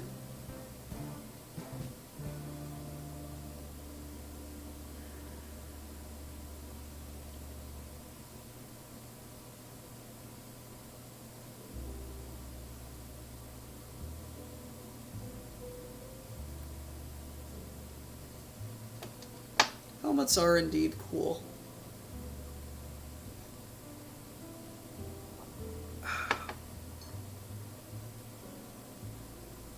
Oh no. Grimby, why are you confused?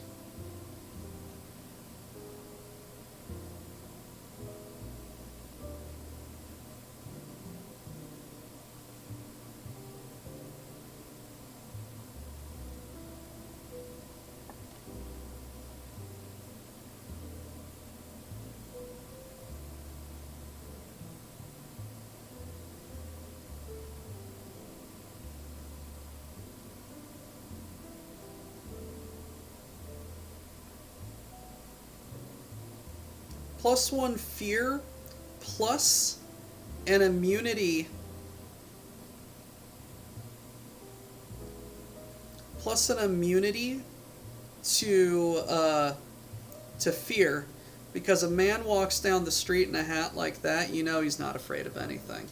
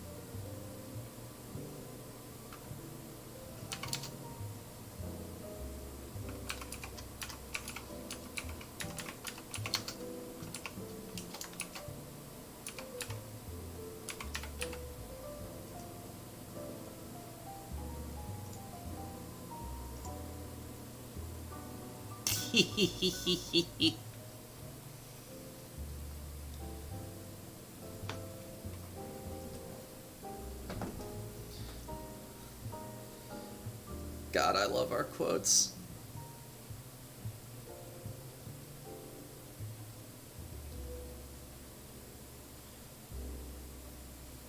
Hey, you're the one that typed it.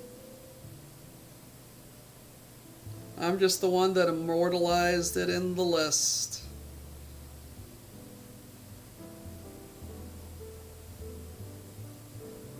Look, Knight, this is the WBPL. You say something silly, it's going to get quoted.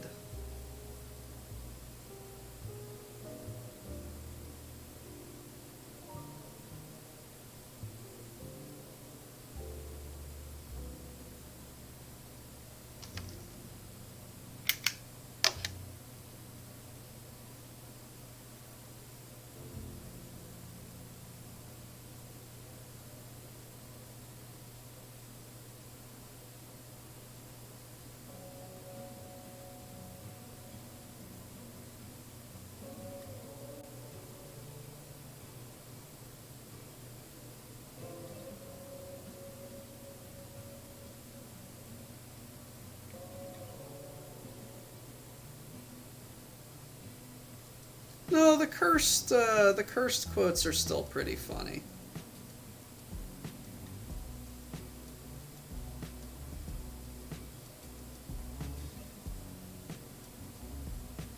And it...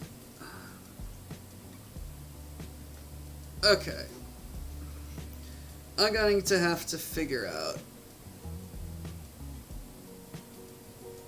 how to do this endemic thing a bit better.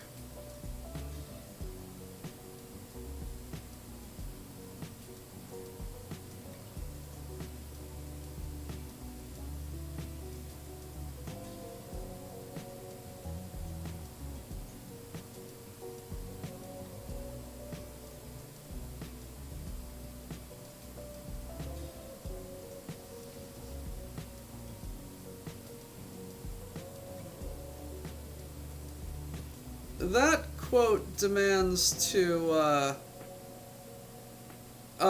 what?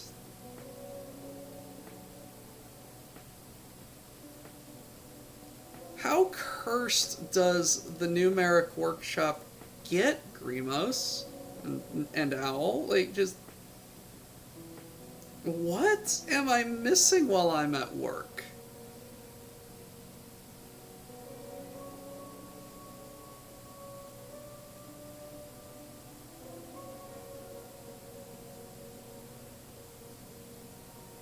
You mean water?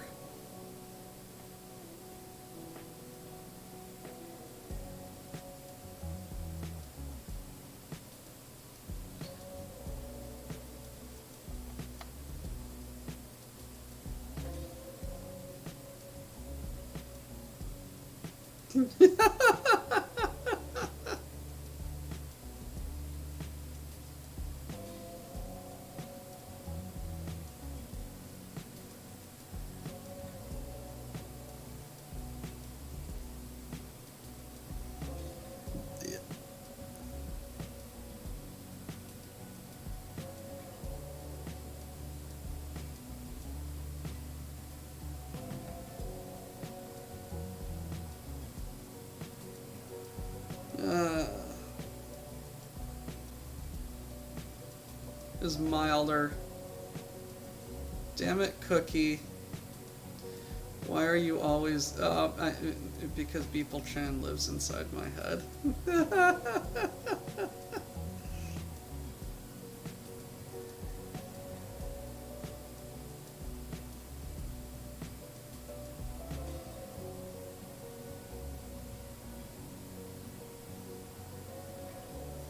God, we're a weird bunch of people.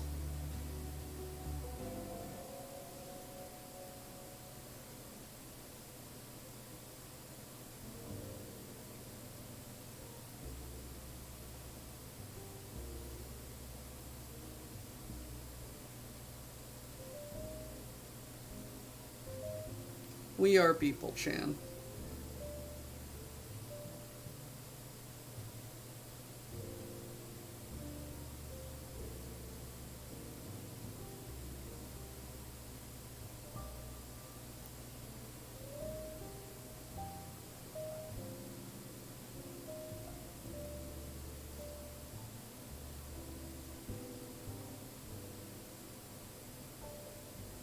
I love Cookie. She's a very She is a very nice lady.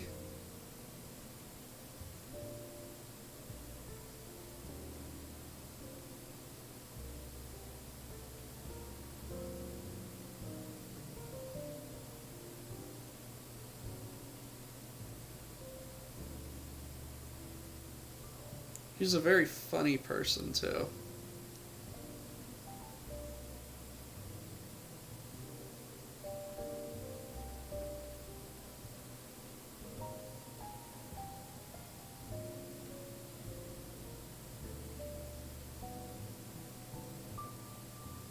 Oh my god.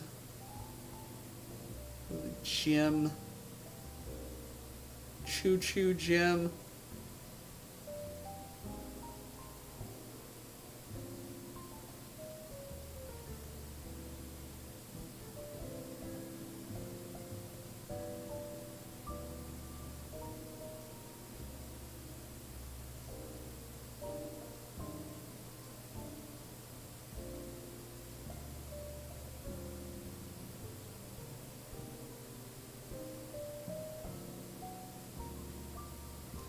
Oh god.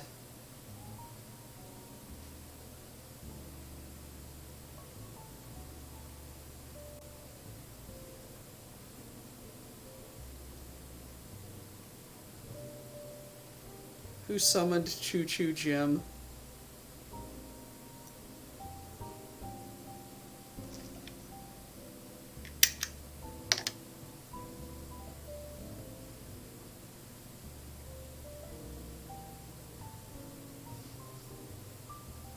Alright, 2 more rows and then I'm off to bed.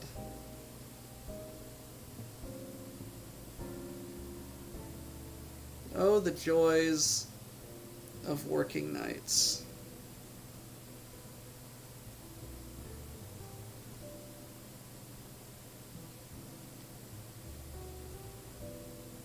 Samurai,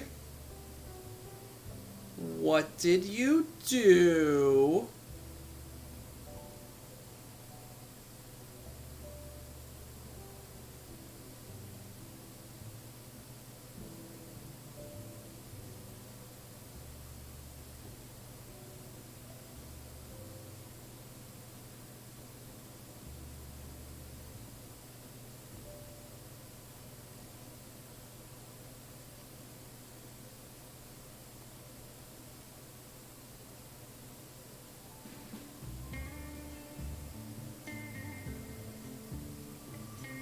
It has last round hold. Oh, Jesus Christ.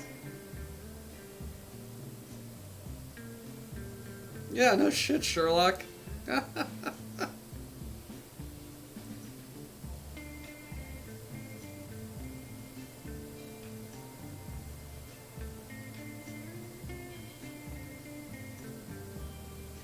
Mr. Jiggles, do you remember an indie horror game of recent memory called Choo Choo Charles, in which you fight a giant demon spider who has taken up residence in the shell of a locomotive steam engine? That, but Jim.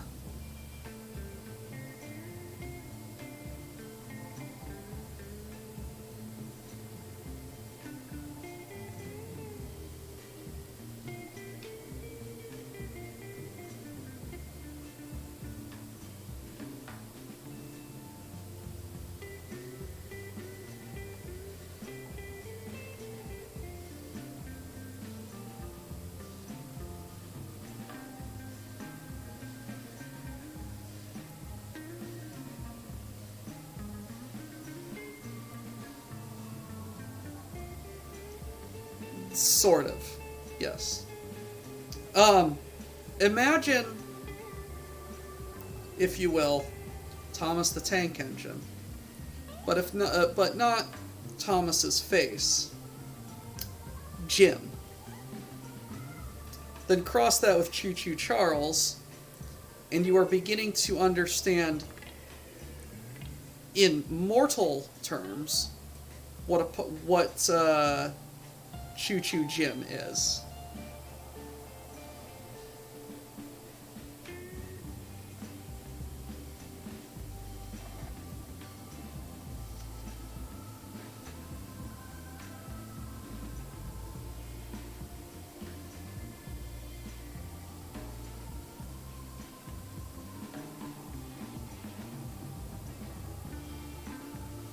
So you say. Grimos, what do we pay you for? If you can't quote cursed shit.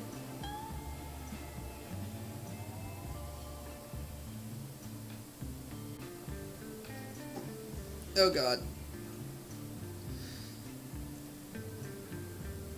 Samurai! I hate it. I hate it, Samurai. I hate it. I hate it so much.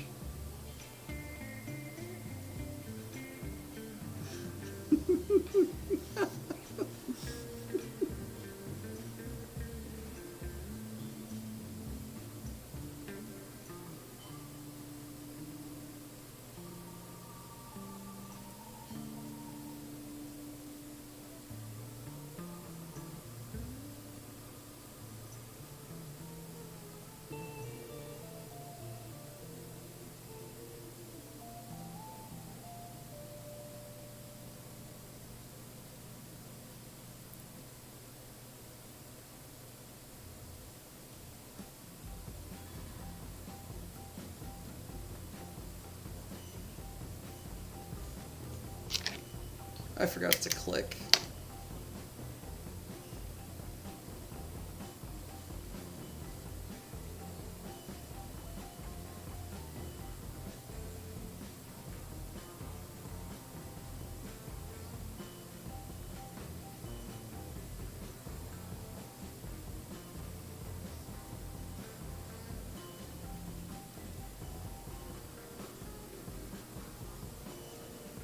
I got a tumbly rumbly.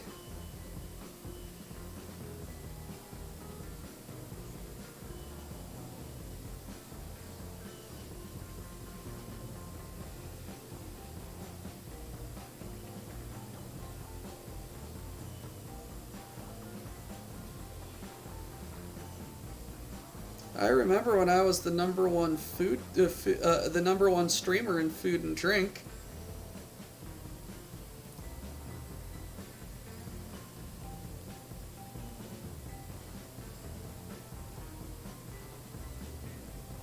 Well, I'm glad you're having fun there, Mr. Jiggle.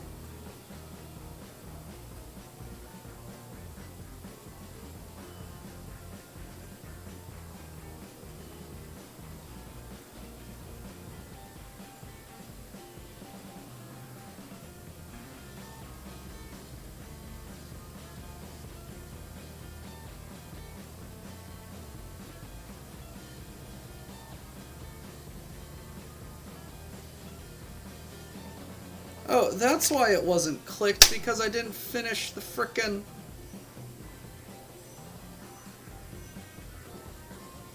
row. Now I finished the frickin' row. God, instant gratification sucks.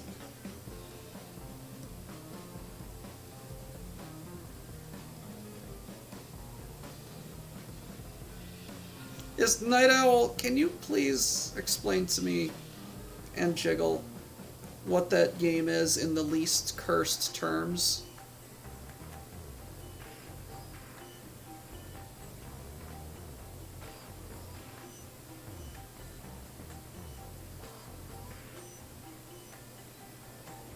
Alright, last row.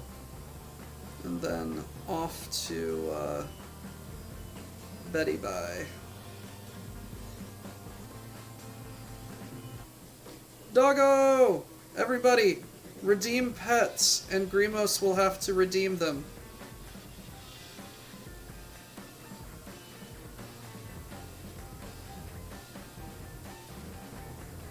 I am delegating all of these pets to Grimos.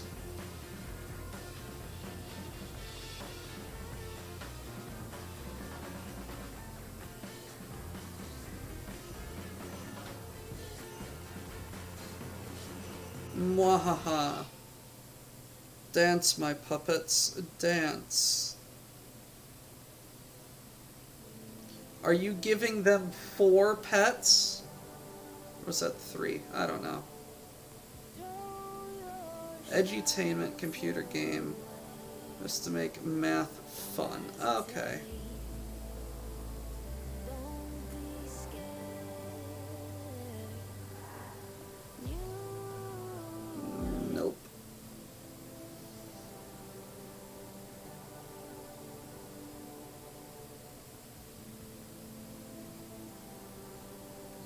Fun.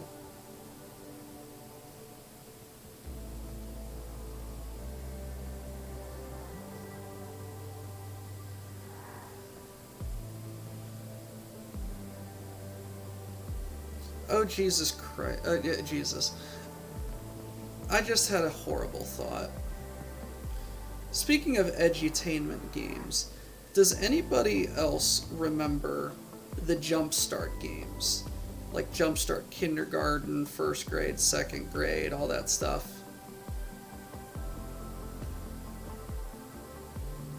Or like remember seeing them exist.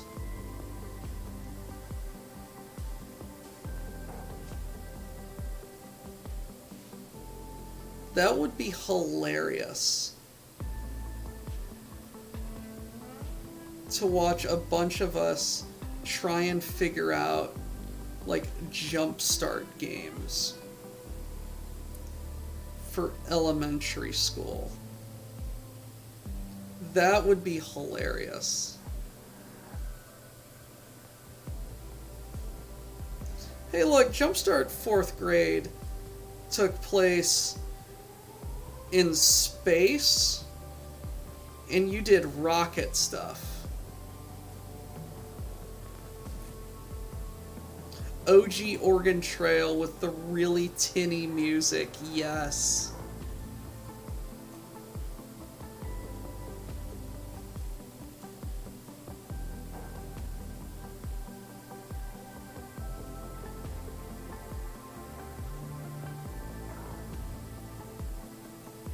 Look, I remember Jumpstart 4th grade mostly because it was the last Jumpstart game that I played.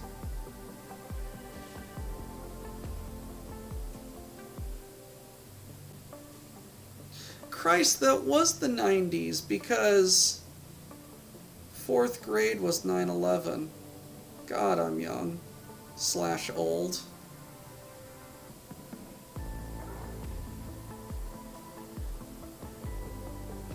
I remember that day very well.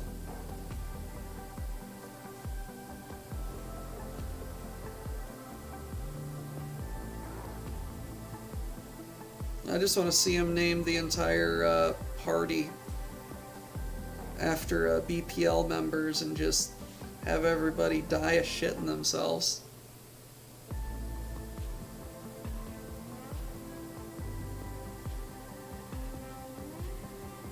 Night Owl, quit being old.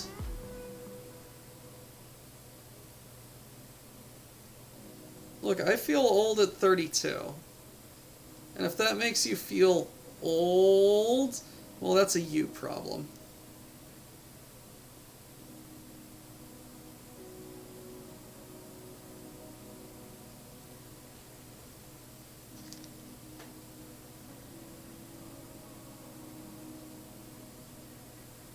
Look, Samurai,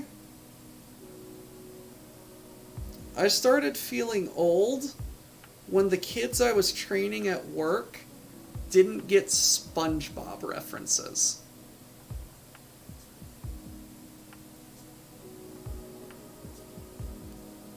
Oh, that's not a rock, that's a boulder. That's not a boulder, that's a rock. It's a rock. What? SpongeBob.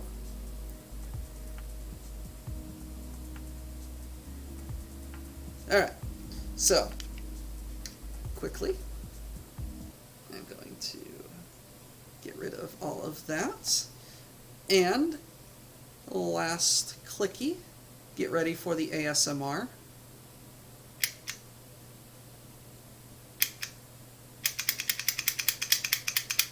Very satisfying.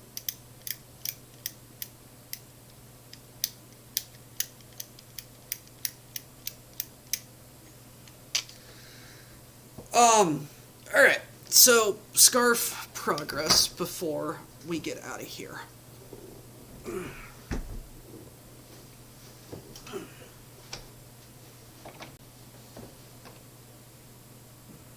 Put that in my pocket. I've got some yarn in my pockets. Fidget clicker, yep.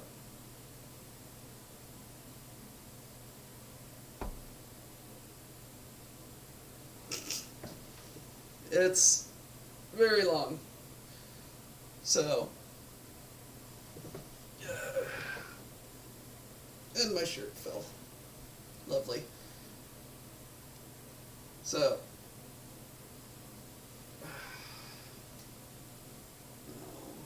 no, there's fluff on it.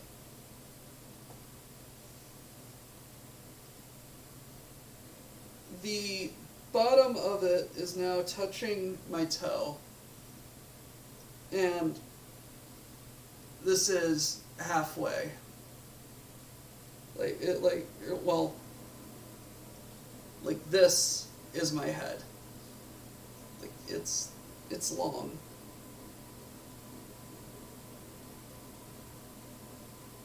Like it's taller than me. Like I can't even hold it up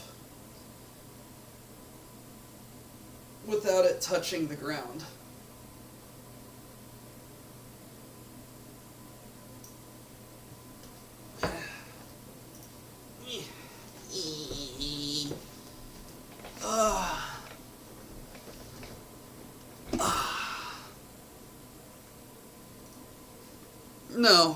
No. So that was 5'6"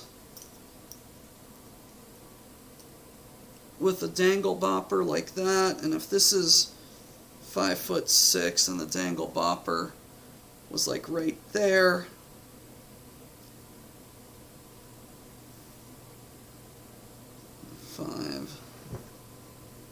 no, hold on. Ugh.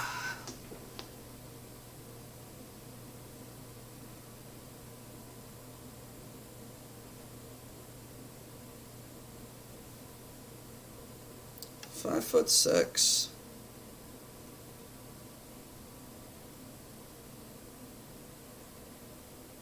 About 9 feet. 8 feet, yeah. And this is going to stretch to about 15, 18 feet. Like, this is a huge scarf. Alright, so I am going to start wrapping shit up. So, everybody, remember, pay your phone bill, and remember to, how did I do this? Media. Hail, Cargonia.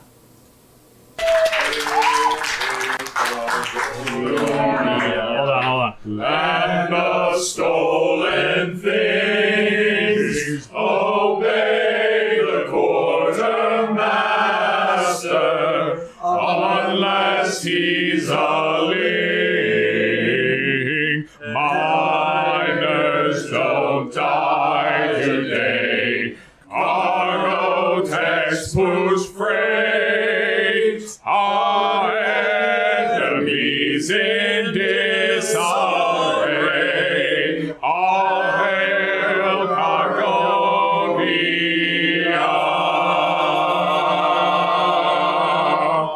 Get back to work.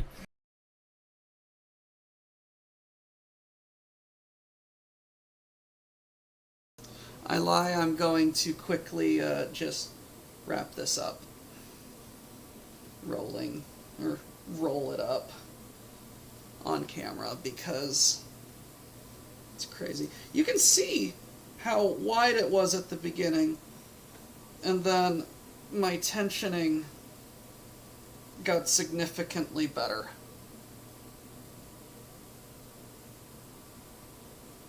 Alright, there we go. Jam that in my Doctor Who project bag.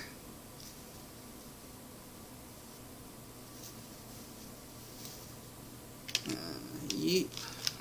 Yeet. Lovely. I have 1, 2, 3, 4, 5, 6, 7 more stripes to go.